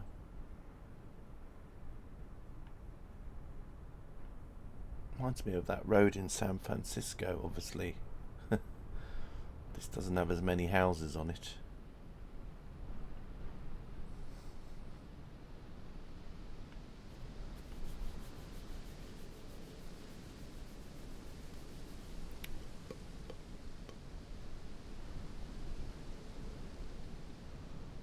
I thought that was a little animal hiding in there then, just his head poking out.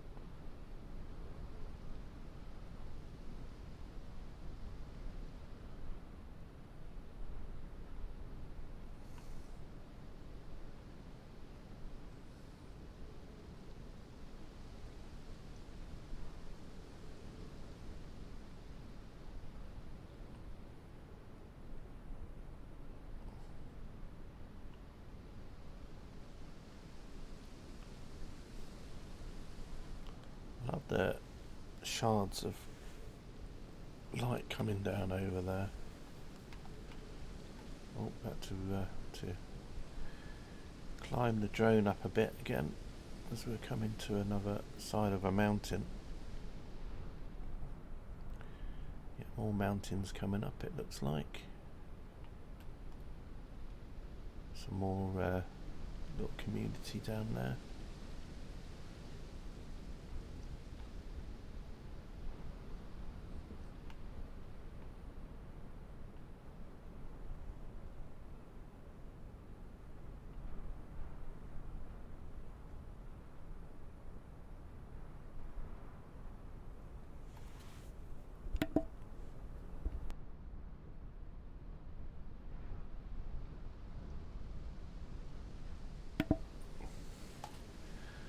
Yeah, more mountains.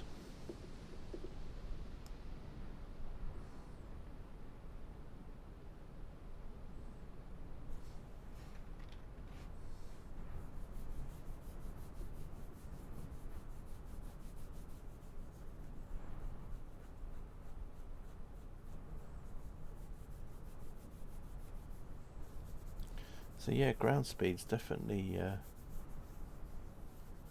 come off.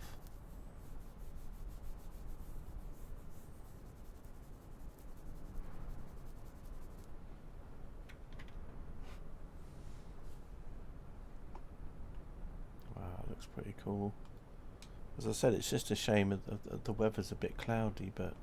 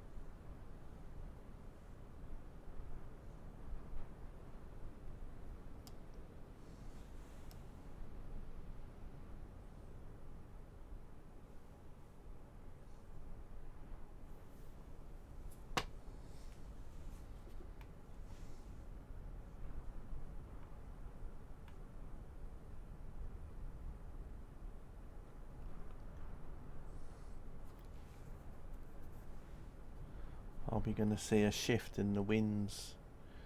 Is this going to be another flight where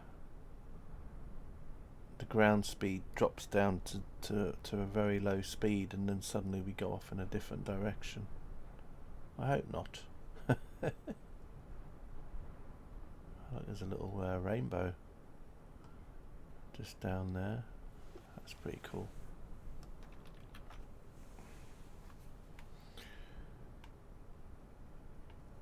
It's like surrounded by rain showers.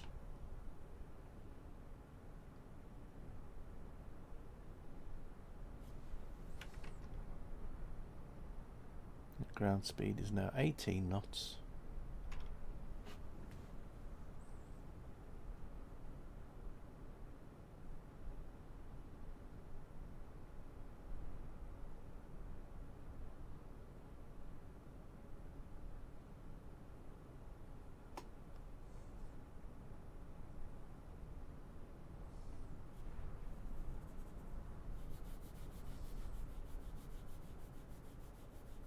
Getting to the point now where the actual clouds, I think, are moving faster than us,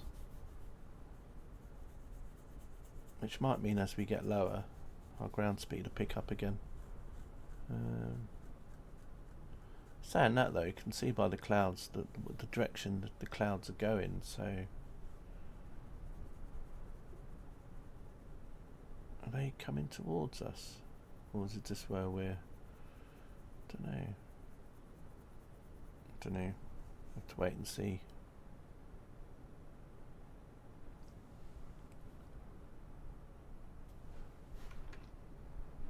$16 knots now.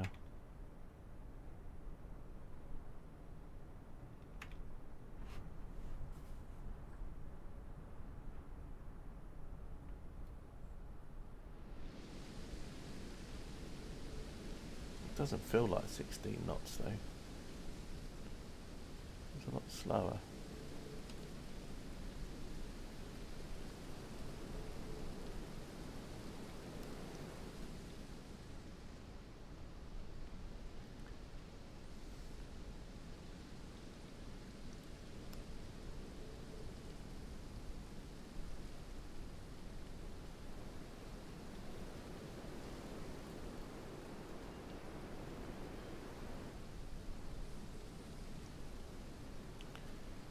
Go over this mountain soon.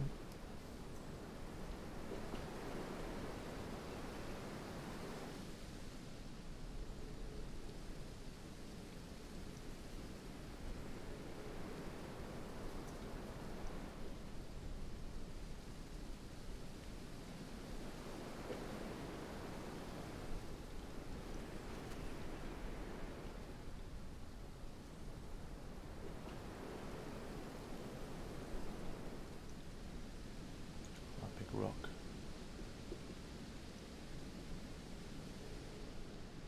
Makes me think of GTA 5 a little bit here when you're going up the side of those mountains near Mount Chiliad.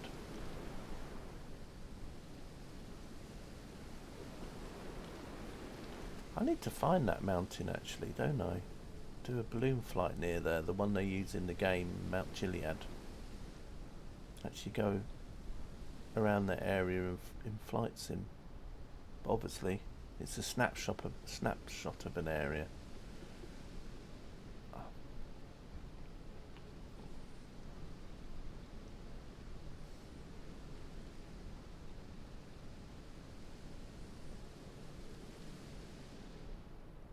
I doubt if you have a cable car station at the top, but you never know, they might do.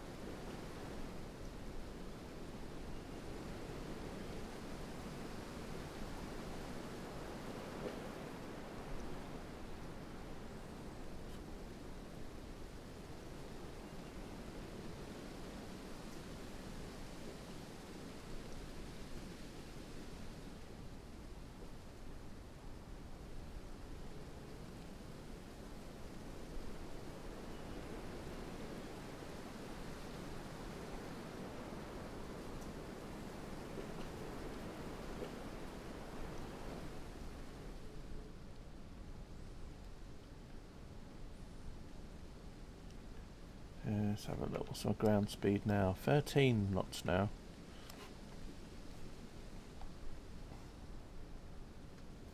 And we're at 33,000 feet now, and we're dropping at about 200 feet per minute. So yeah, looks like we might have turned slightly as well. Not by much. Slightly more to the northeast, but so we're kind of maybe turning more towards that lake. So I don't know if that'll be the finishing spot, the lake. Maybe we. So that'd be easy for me to, you know, work out where to start from next stream. Though it's quite a big landmark, so.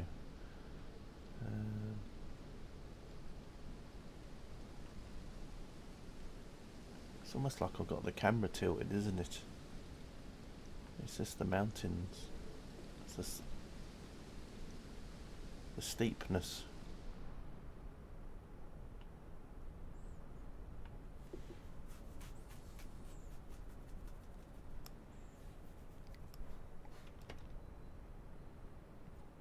"12 knots now. Rate of descent is increased slightly.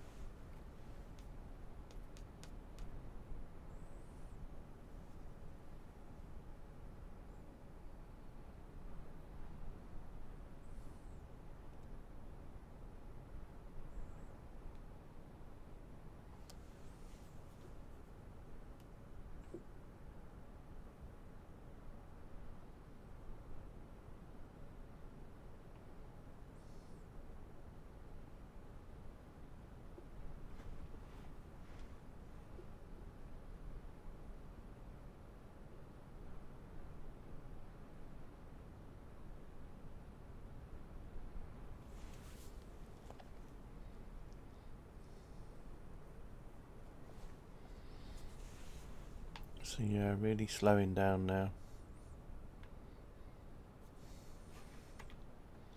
Down to 11 knots now.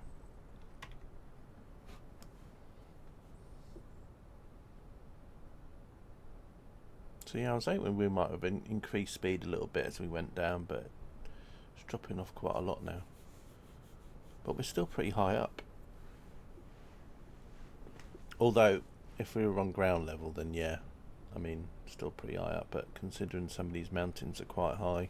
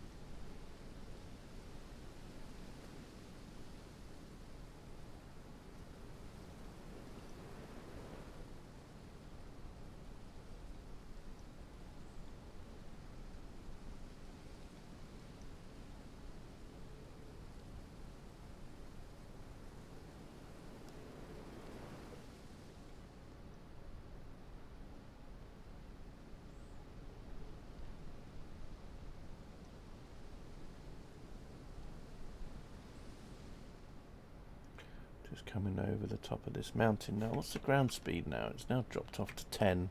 So yeah, slowly slowing down. I wonder if we end up going into a hover soon.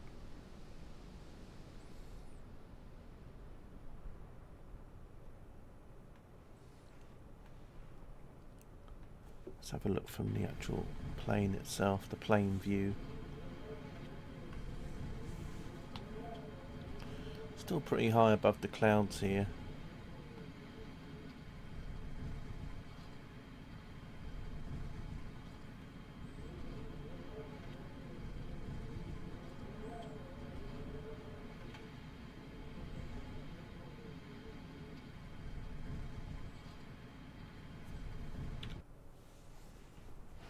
And yet below the clouds, not so nice.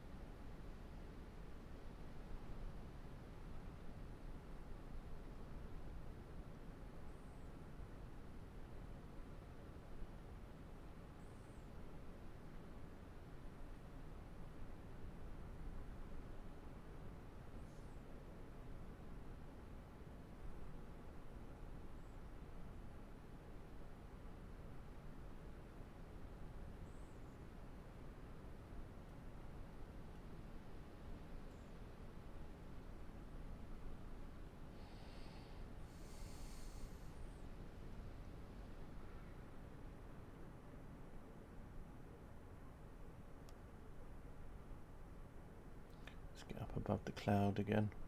Look at that over there. Very strange cloud.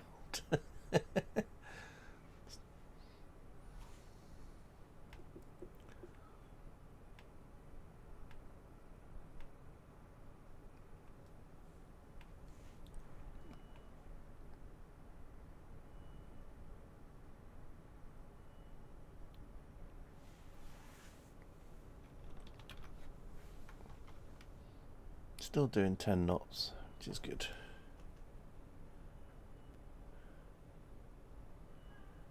Seem to be heading more to the north now. So we've curved around a little bit. It's kind of what happened in the flight the other day. We got lower and then we drifted off more to the north. So I have to see what happens.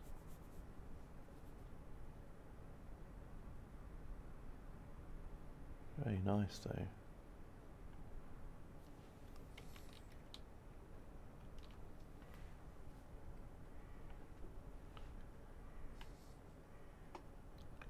That looks nice.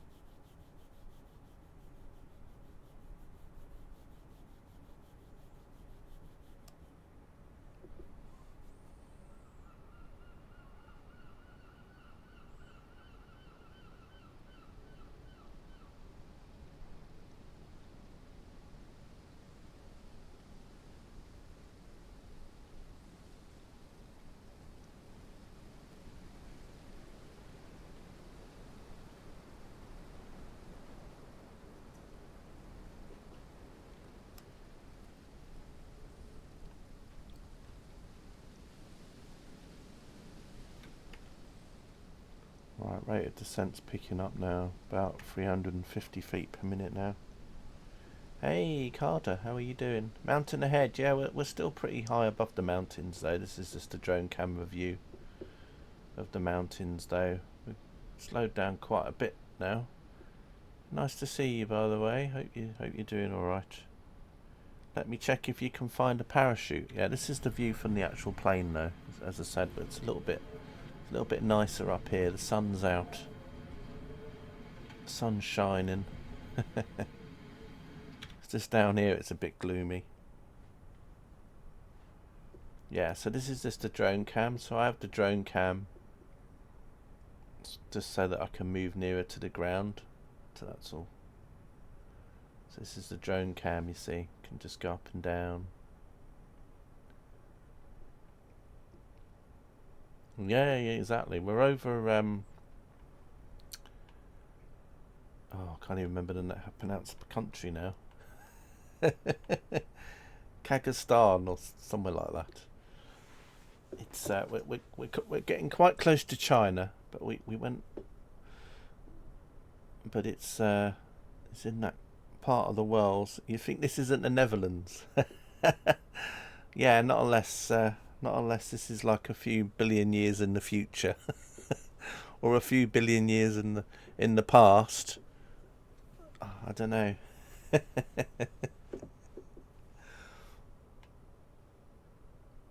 Yeah, it's a little bit mountainous. Speed's dropped off a lot now. We were going quite quick at the beginning, but it's got quite slow now. But yeah, Kyrgyzstan. That's where we are. Yeah, I'll bring up Volanta map actually, so you can see where I haven't brought up Volanta map for a little while. So I'll just bring up Volanta map. Just gonna take another screenshot there. So yeah, I'll just bring the map up. Right, here we go. So this has been our flight today, really. So it's not been too bad. We're at 29,000 feet still. So we started here in the flight I did a few days ago. We landed in some mountains in a little valley.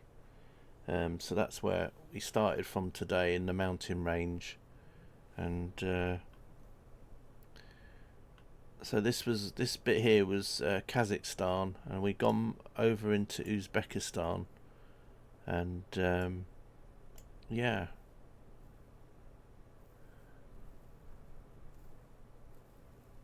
and that's where we're basically going. And now we're kind of heading this way. So there's a big lake just over here, but we're not going very fast now. So as we got a bit lower, we've sort of turned and we're sort of heading more to the north. So but my ground speed's really dropped off, so there's a very good chance we might land in this mountain range again, but I don't know.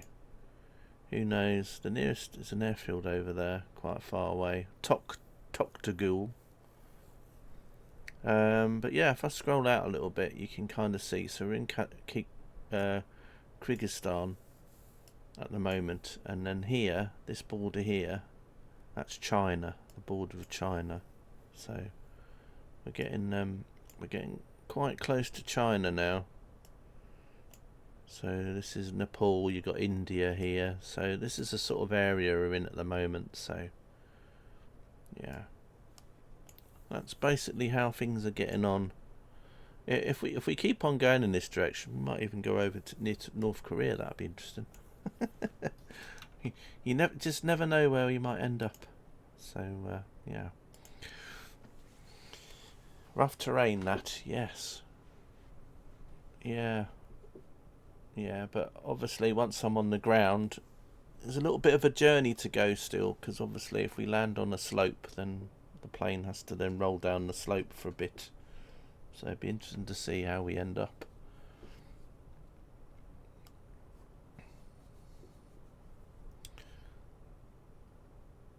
So yeah, another longish flight. I mean, this flight's been going on for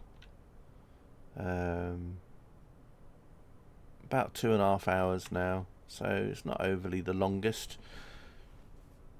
The flight before this one was about 4.5 hours, I think. or 4 hours, and we covered 180 miles in the last flight. So we won't be probably covering that distance today. But yeah, just covering more terrain. Flight number 98 today, so only another 2 more flights and then we would have reached flight number 100. I did another drifting flight from Birmingham the other day because I hadn't done one for a while, and that was quite interesting. We ended up where did we end up? Can't even remember where we ended up now. Sort of southwest of Birmingham, but that's only one of the only airports around here. Yeah, I suppose there's not many good places to land around here really,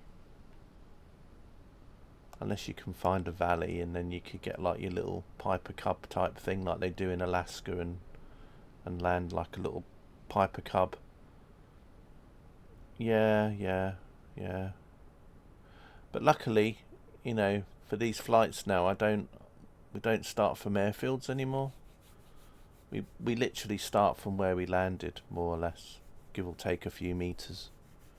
And then obviously if we go over large amounts of water, then it's based on where the nearest piece of land is to wherever we land. So, but yeah, all changed in Microsoft Flight Simulator 2024 when I started doing them in here. So yeah, don't have to worry about airfields so much now. We just start where we finish, more or less, which is good. Yep, this is 2024. Yep. Yeah, you notice more it's 2024 when you get nearer to the ground, because there's a lot more displacement mapping in 2024, so there's a lot more vegetation and there's like rocks and stuff on the ground, and yeah, you really notice it a lot more.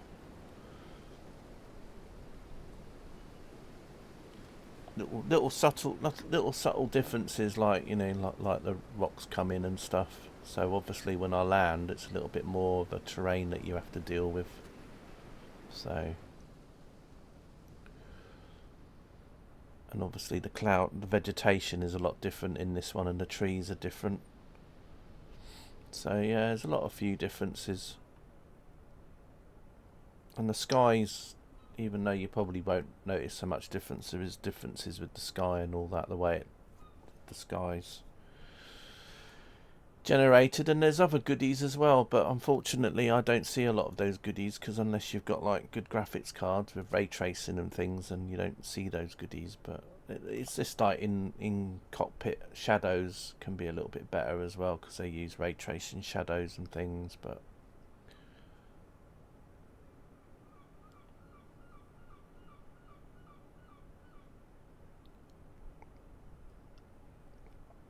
so yeah,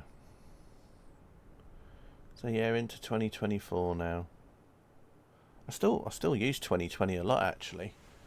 There's still a few planes that I fly that still haven't been converted over to 2024 properly yet. So the PMDG planes and things like that, I still go into 2020 to use those.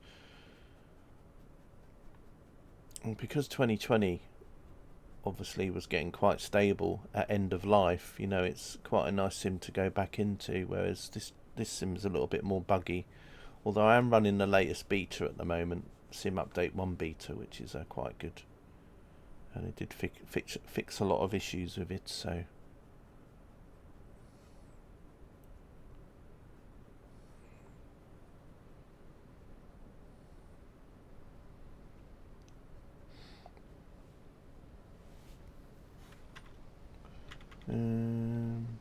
let's see, what's me?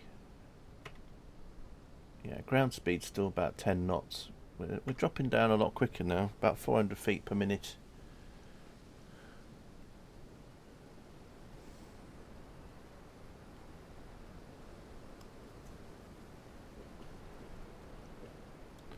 The only issue they seem to have with 2024 at the moment is that there's a lot of scenery, or when things get converted over to 2024, they seem to generate a lot of VRAM, so then you get a lot of things that stutter. So I think when this sim first came out, people were like finding that, you know, they were using up a lot of VRAM. Even people with 4090s were saying, you know, that the game was using up nearly all the VRAM, and then it would make the game stutter. But they're slowly working through that, working out what's causing it. A lot of it's all assets that basically aren't, that are causing it. So they're going through it slowly. But yeah, some sceneries or some planes you load up, it can be really bad, which is why a lot of people went back to 2020 again. Some people were fed up because obviously they removed 2020, which is quite a big install, and then realised that they had to install it back again. Whereas I just kept my install on because I thought, well, there's lots of planes that I like to fly, so. But when the beta does get released, Sim Update 1, it will fix a lot of issues.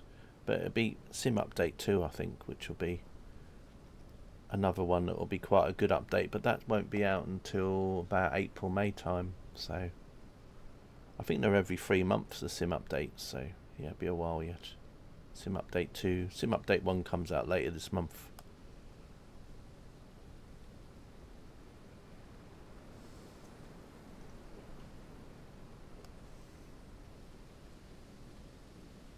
It was the same from X to 2020. Kept X on your PC for quite a while.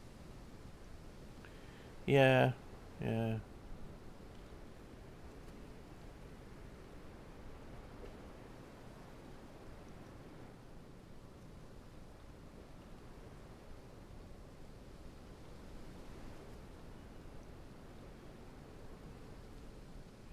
I finally bought that route carder for Train Sim World 5, the one that I've been trying to buy for ages.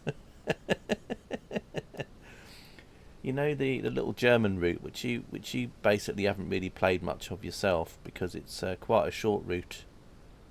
But everyone says it's a lovely route because it's like a single track and it's very picturesque, but you go very slowly. And I think you got it originally because I think there was that German timetable mod, and it was one of the trains that was on the German timetable mod, so you bought the route. The Nittertal Barn or whatever it was. Yeah, so I ended up getting that today at the end. I haven't really played it yet. The only part of it I've seen so far was before I did the stream, was just where Matt Pedalston was doing an introduction to the route, where you just stood on the train and then he just went on about the history of the route, and then obviously driving it later. No, as I said, I only got it literally not long before I started the stream, so I've literally just installed it, run the first little intro, and that's it. But I'll have a look at it a bit later after the stream. So, and I got the Class 380 in the end, now that it was like 40% off in the sale. You got the 92 APEP. Oh, did you? Yeah, it's funny how that works, isn't it? It's like there's a train that obviously no one really drives that much, and then AP bring out a pack, and then everyone will be driving it for a few weeks. The only thing about whenever he brings an EP out, though, is that a lot of the scenarios for packs get updated, which I don't really mind. It's just if he's fixing the train as well, and then you literally get the scenarios as well, which is one reason why I keep the original files backed up, so that if I want to play the scenarios as they were before the 92 pack was changed. Also today, you skipped on. Yeah, I did as well in the end. I was zooming and ahhing about it, and I didn't in the end.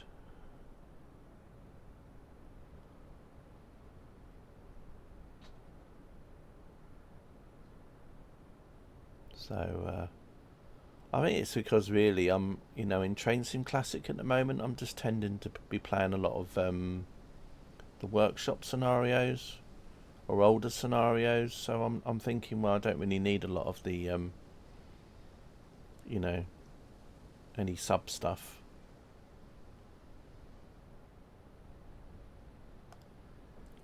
And partly because my train sim install's getting quite big again, and yeah, if I just keep adding more routes and everything to it, I won't have enough space to put things into the community folders on here. I mean, as it was, that the German route I added today in Train Sim World was like nearly 9 gigabytes in size. In fact, I think it was a bit more than that. And then there's obviously the new route that come out today, which is like the German-Austrian route. Looks really nice. People are raving about it already. I think that takes up like 12 gigabytes of disk space, so yeah.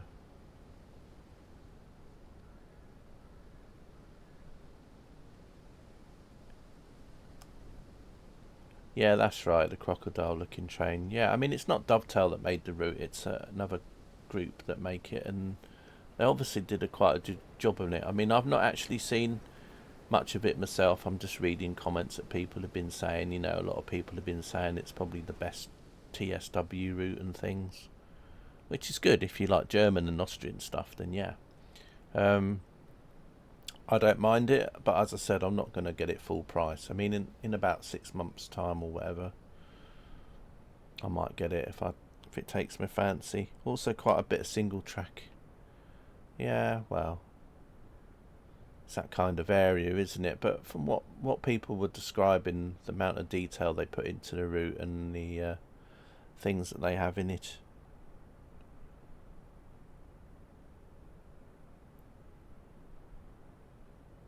We'll have to wait and see. I mean, there was a German route that was released just a couple of weeks ago, and again, that'll be the same thing. And of course, in American trucks and Euro trucks at the moment, they've got the Valentine's event thing going on. So, sort of haven't really decided if I'll be doing anything in Euro trucks. 40 euros. Yeah, it's about the same price as the Shap route was.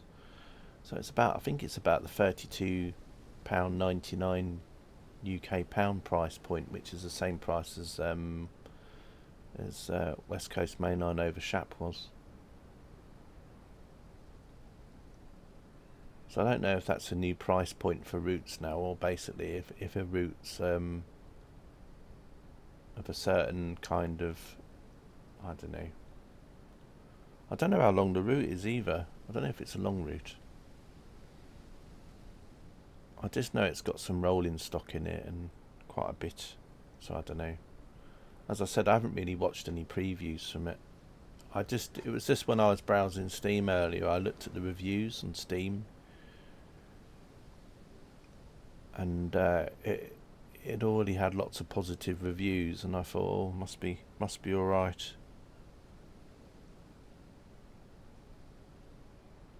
Yeah, I mean, originally routes were like 24 quid, and then they went up to 29 because they said, oh, it's because of COVID and everything else, and so everything's gone up, and now 32.99. But I think that's a lot of things for a lot of people, really, isn't it? It'd be interesting to find out what Just Trains' next route's going to be, although that probably won't be out until about December, because they seem to do one route a year at the moment, so it'd be interesting to see what the route is.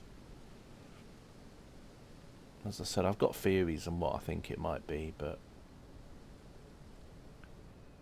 don't know really.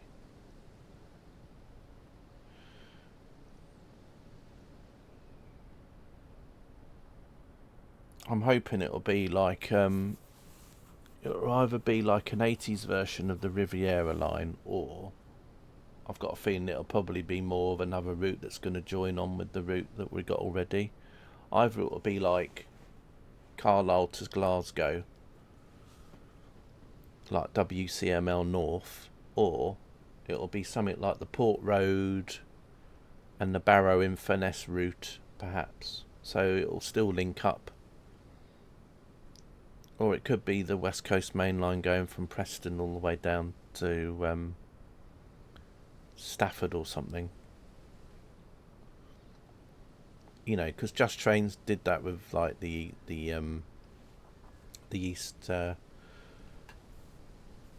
with the Midland Main Line or something. You know, because with Midland Main Line they kind of added bits onto it.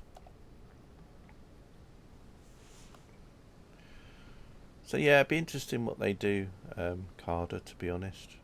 I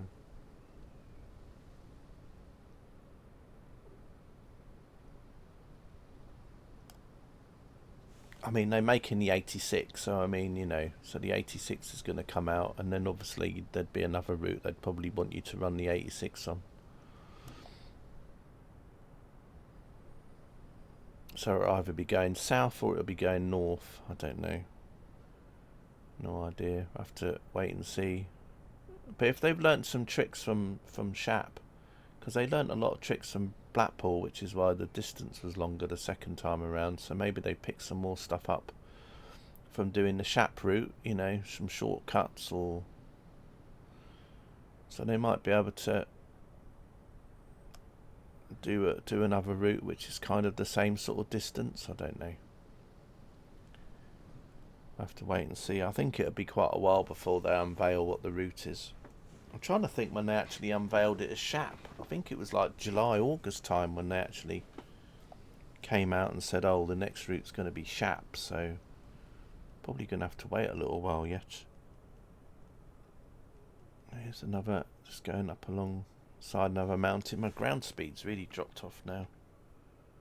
Ground speeds, well, it's picked up a little bit. It was down to 10 knots. It's sped up a little bit now, but we're doing 600 feet per minute now. Current heading, we're sort of going northish, I suppose. So we're heading north now. This is kind of what happened in the last flight I did. We were going east, and then as we got lower, we kind of slightly turned as we slowed down a lot, and then we ended up sort of heading in a little more towards the north. So, but the plane is you can just about see it now in the distance up there. You can see the parachute. So we're getting closer now. We're getting closer to the ground. Just got to check the time. It's 5 o'clock now UK time, or 6 o'clock in Europe.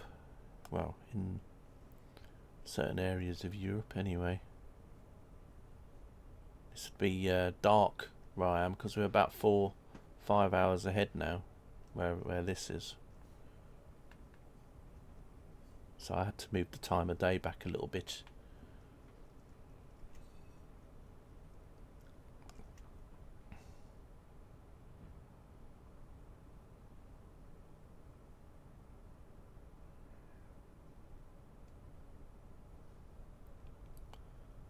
So yeah, just using the drone cam.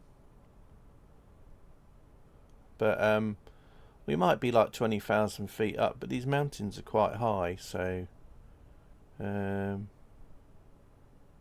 probably mean that we're probably only about 10,000 feet above the mountains now, because I think these mountains are around the 10,000 feet mark, or about 3,000 to 4,000 meters high. These mountains, so. Yeah.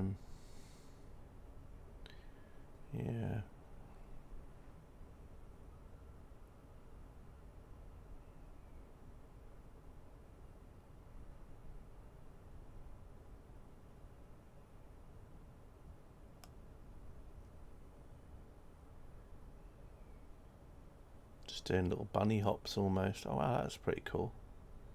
Look at that.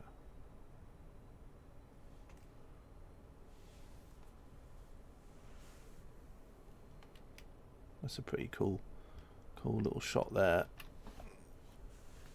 with the mountain tops surrounded by clouds.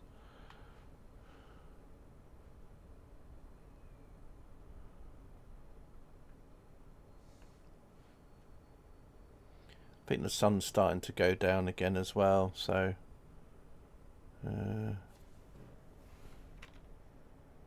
well, yeah, we sped up a little bit now. We seem to be almost going around in a little circle. I'll bring up the Volanta map. You'll see we're going around almost in a little circle. We've only done half of it so far though, but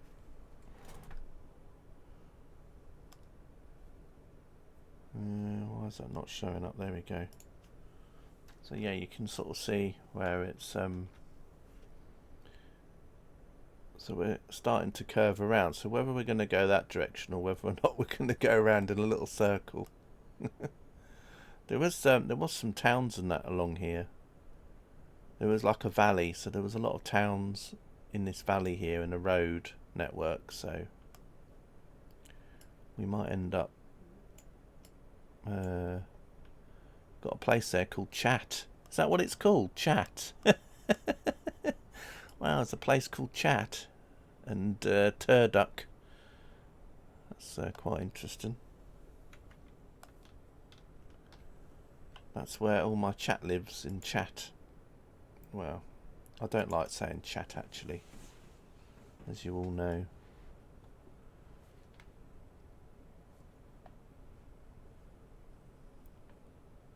I like to label you as my friends rather than just chat, but it is what it is.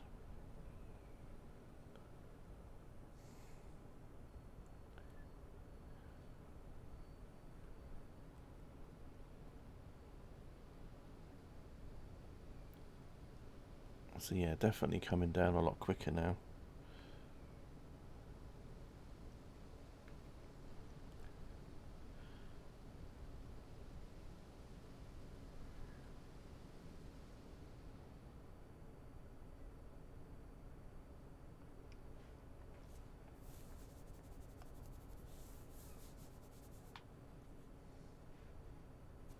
Let's have a look from the plane itself. Yeah, you can definitely see the mountains starting to get a little bit closer now. When you can start to see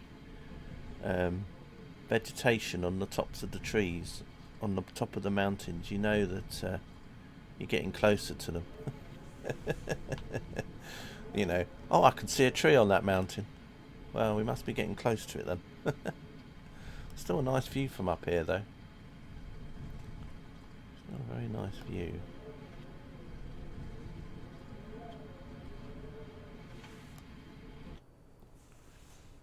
Be interesting to see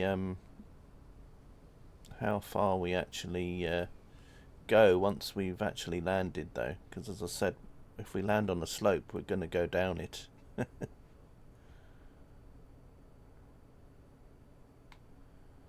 going to go down the slope.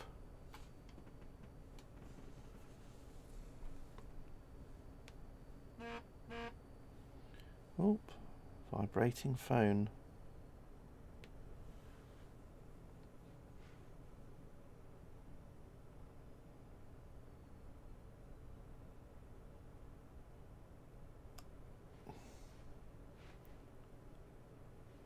Yeah, we're really almost like stopped now.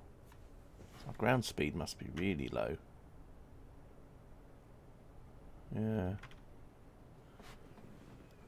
No, it's still a little bit quick, I think. I think it was just where we were coming up to the top of that slope. Seems like we're speeding up now. Maybe it's just an illusion. Like if you put the camera angle like this, then it a bit like you can do in Train Sim World, you know, or Train Sim Classic, when everyone puts the cab view out, so everything looks super zoomed out, and then when you're going along, suddenly it's like you're doing 40 miles per hour, and then you're like, wow, we're doing 100 miles per hour, but it's just the zoom on the camera. Whereas if I zoom in like this, no, it hardly looks like we're going very fast at all. So, but yeah, it looks like we're just heading down the side of a mountain now. Well, the drone camera is, I mean, but is that a house over there? Don't know. Don't think so. Looks a bit like a roof of a house. Maybe it is. Maybe it's a secret base. Is that a house over there as well? No, just yeah, exactly. Yeah, yeah, yeah. Track view.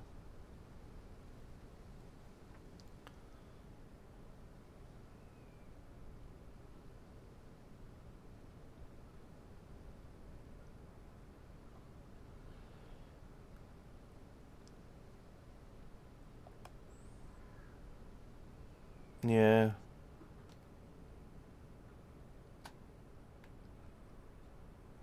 This is like GoPro view, isn't it?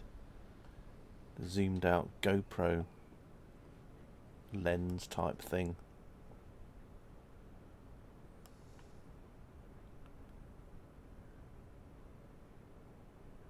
Down we go again.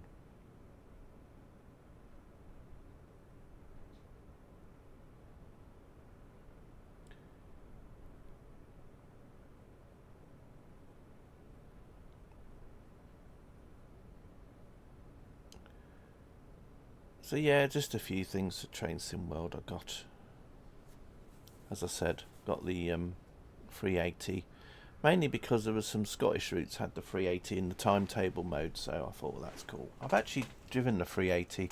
You won't really like that kind of train, no, Carter. It's part of the Desiro family, so it's got that UFO sound, and also it's one of those small window trains as well. So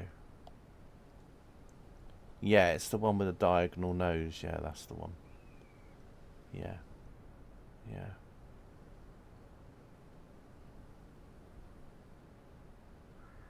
It's the same train that was in the very old Dovetail Train Sim Classic route, the Glasgow Airport route, which was very old. That was the train that came with originally as well, the 380.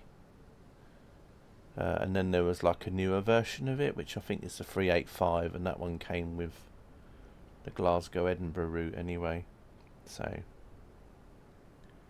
it's quite nice though. I don't mind it.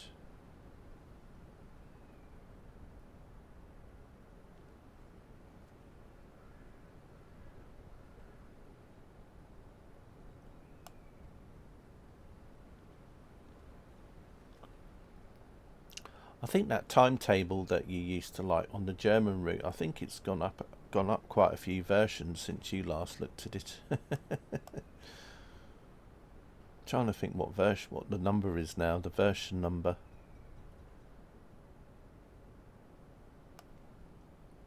It was on version 14. Okay, I know that they keep adding other German routes in as well, don't they? So.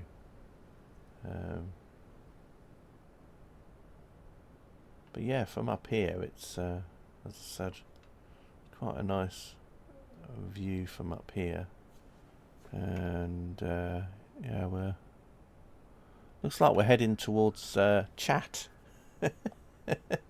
Funnily enough, there's a town in the valley just in the distance. I think it might be in a valley just down below those mountains, and it's called Chat. Was checking yesterday for maybe a timetable. To be honest, I don't know if they'll have a timetable for that, because I think it's more or less covered with what was going on in reality on that route anyway at the time. The only thing that's missing at the moment is anything that the Class 86 was using, because obviously the 86 would have done a lot of the freight stuff. So it's probably going to be there'll probably be a probably be a layer for that, and then there'll probably be a few services with it. But I think it more or less is kind of like how the line is actually in reality, more or less, as it was in the 80s, more or less, in a way. You know, they put a lot in it. One thing I haven't really found out though is if it's seasonal. You know, like with Blackpool, it was kind of seasonal, so at certain times of the year the line was busier. So I don't know if they do that in Shap. I don't know, for example, in the summer months there's more like holiday charter trains running compared to the winter, because I tend to like to just play the sim based on whatever day of the year it is, so I get like the effect of the seasons throughout the year and the darker nights and the you know, and that sort of stuff. But I know if you want certain things to appear at certain times of year, then obviously you have to change the time of year. Like if you want to drive one of those trains that, you know, do the leaf blowing and stuff, then you have to drive them in the autumn months on some routes if you want those to show up.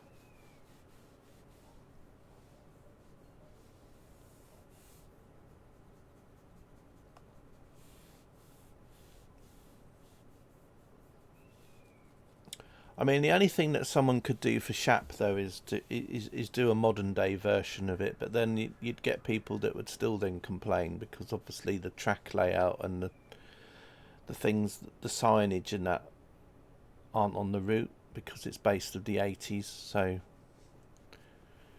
that's the only trouble. So if somebody could like make a route which had like Pendolinos on it, but then there's not really much else that would run on it. You'd have maybe some 66s that would run on it, but not very often between Preston and Carlisle, because a lot of those, they go along the Settle to Carlisle line instead. So you wouldn't get so much freight along there. I think the only freight they do along the West Coast Main Line over Shap is the containers, because they can go at a higher speed, like 75 limit. Whereas anything that's like not containers, you know, like anything that's got a 60 mph limit or whatever, they all get routed onto Settle Carlisle line. And then yeah, so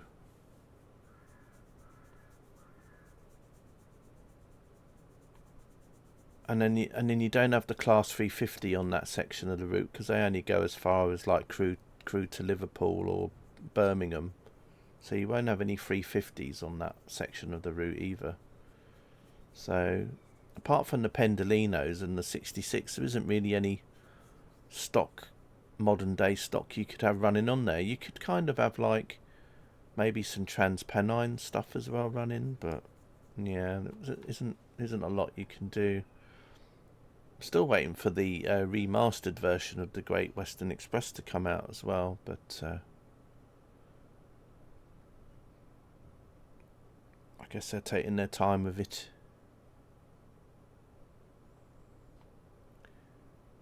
How are we doing on here now? We've 12 knots, 9,000 feet. Yeah, we're gonna be landing soon. Yeah, look, we can start to see. So what I think I might do is I might go back to the airplane view now, because we're getting almost to the time where we're going to be landing shortly. So if you can call it a landing. But yeah, let's slow the drone cam down a little bit so I can put my undercarriage cam view on. Let's go and do the undercarriage cam view.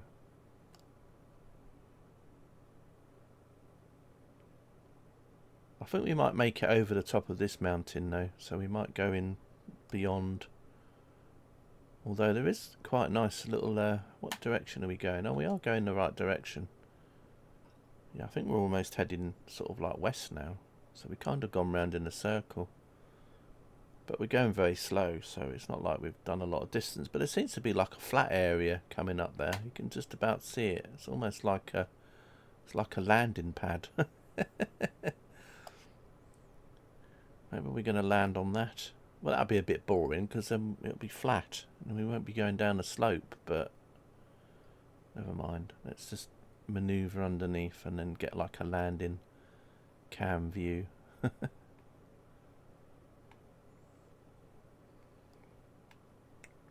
So yeah, I think the flight is almost over. The end is almost nigh. But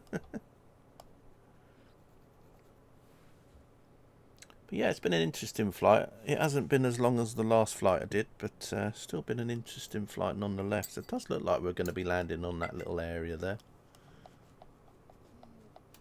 which should be quite interesting.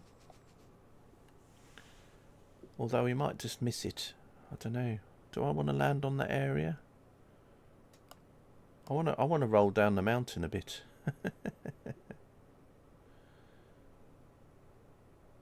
Yeah, it looks like we're going to go slightly off it actually. Welcome back, Egbert. We're almost at almost landing now. Looks like we're going to be landing on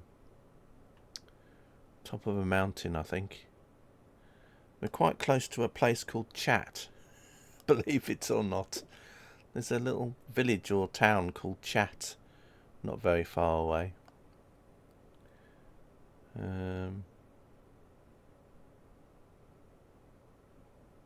But yeah, it does look like actually we could end up rolling down there a bit. We'll have to wait and see. I think there's still a few minutes left here.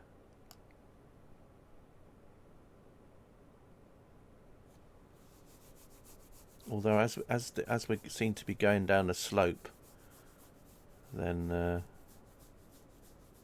don't know. We'll have to see. Just move out a little bit actually.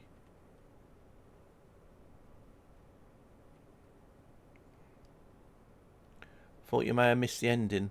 No, I paused it. Literally like as soon as you started typing, I unpaused it again. No, I'm joking. Yeah, luckily as we got lower, the speed, the ground, the descent rate did increase. So yeah, it looks like we're gonna land. We're gonna land right against there, maybe. I don't know. Anyway, I think there'll be a little bit of Ski Sunday coming up soon. Maybe we might go all the way down to the village called Chat. Maybe that's where we'll end up. We'll end up in Chat. Although it's still quite far, but it's not that far. But I don't know if we'll end up getting there or not.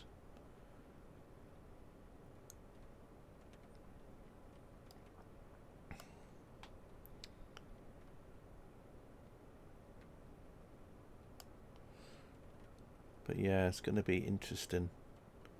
I hope we don't land on a flat part of the slope, you know, where basically you're not really going to go anywhere.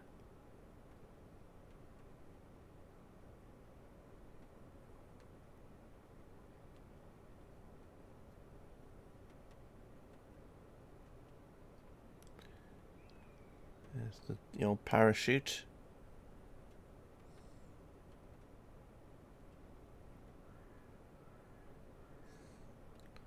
Yeah, I don't know whether this is going to be a good spot or not. I would have rather have it been a bit further along over there a little bit on that ridge. So at least we could have had a good...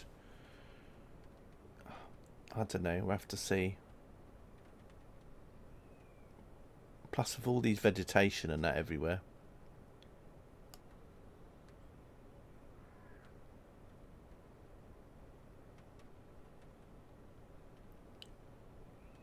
I think it's going to land right at the bottom. Which is just typical, isn't it? We're not even going to get any speed up. We'll have to see though. Maybe I'm being a bit pessimistic here.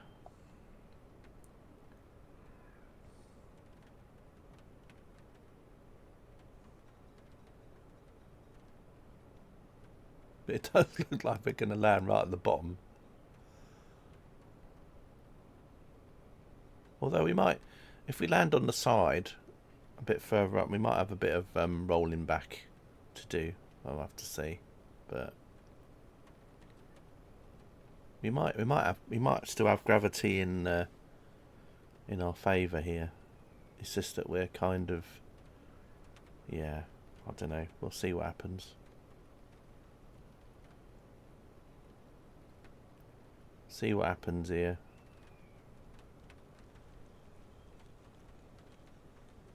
It's going to be a bit of a bang anyway.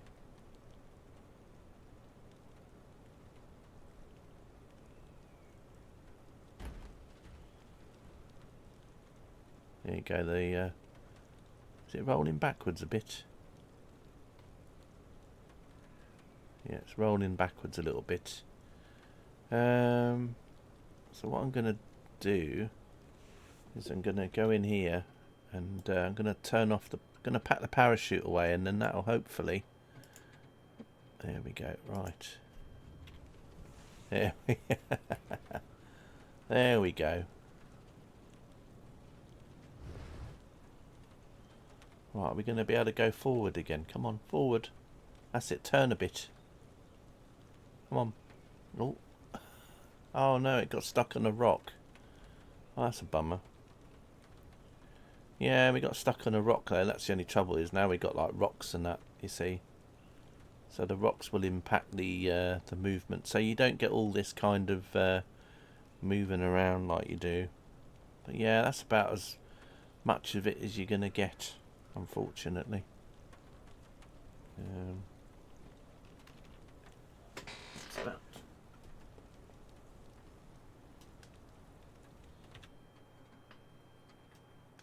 That's about as much as it is you're going to get. So I can now walk around a little bit. But yeah, it's not very nice terrain here. But yeah, we're kind of stuck in all these bits of trees and things and the rocks and all that stuff. So I'm going to have to sort that out for the next flight, aren't I? Going to have to try and move it out, I suppose. Put it in a nicer place. Maybe move it back so it's here, maybe. I might have to put it in this clearing for the next flight. About here. But yeah. So there we go. Anyway, we'll have a look at all the statistics, I suppose. Find out how many miles we did today. See who was closest. So let's go back into Volanta map again. And we'll have a look at that.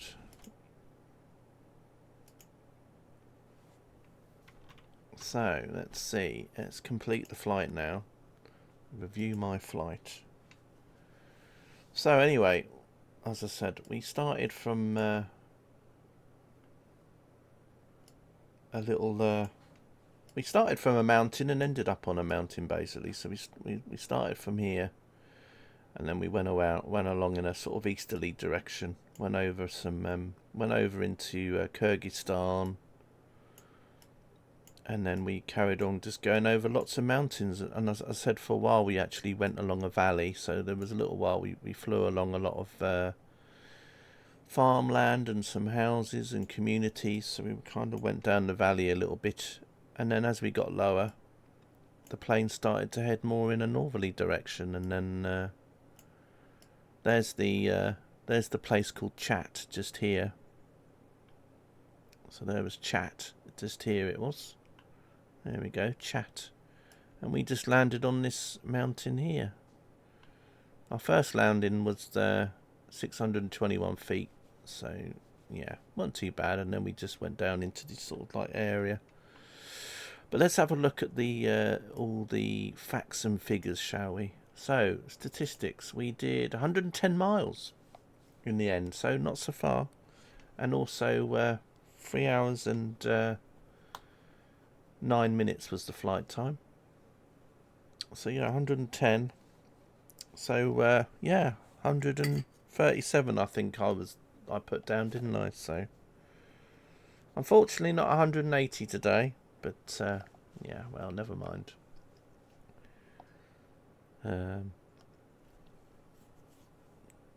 That is that. What to write into notes today? Egbert,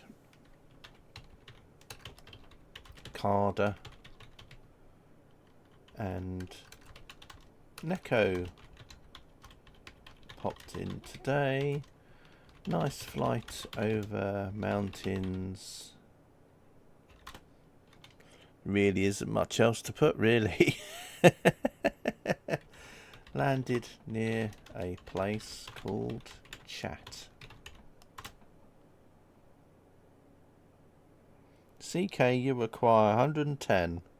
Yeah, you found a Chat. Yeah, you can just about see it. I don't know if you guys can see it there, but there's but there's just above where my little hand is. That's it. I'm sure that says chat. So actually, I might just ask my my assistant before I go. Hang on a second.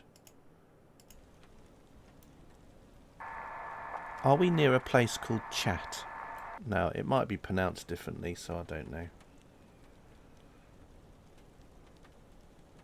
Yes, we are near a place called Chat, which is located to the northeast of our current position.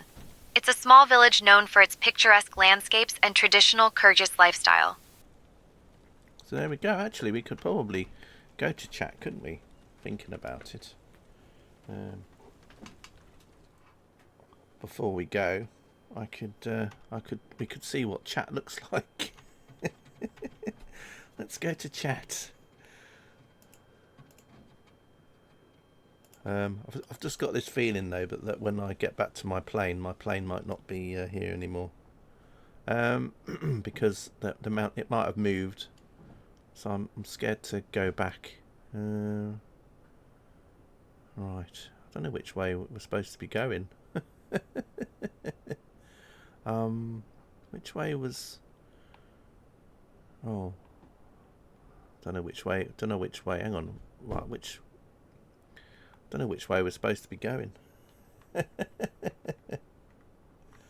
Was it this way?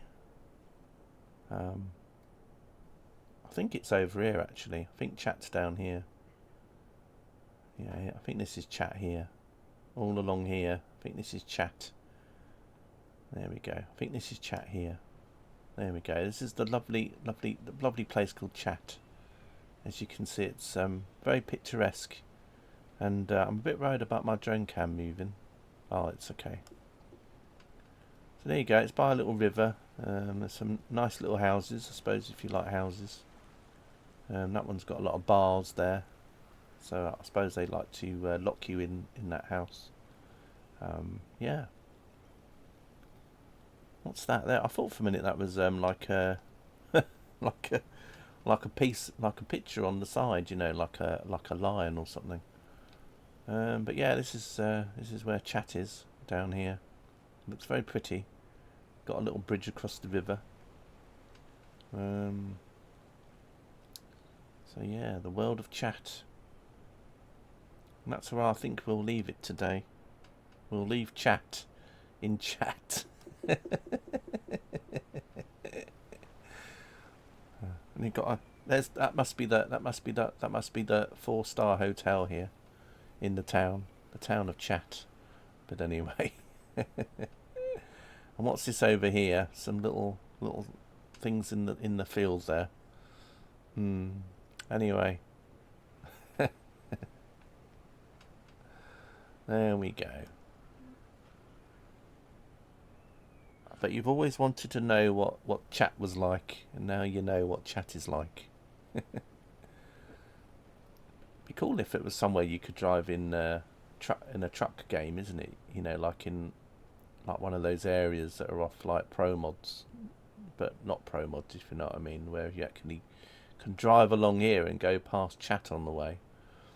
Never mind. Right, anyway, I'm going to leave it there. So thanks to everyone for popping in to watch the stream. I hope you have a nice evening, whatever you're doing, and I'll see you all in the next one. So from me and from Chat, I shall say well, I shall say ta-ta. So yeah, see you everyone, and we'll carry on with this another day, and yeah, bye for now. Be good.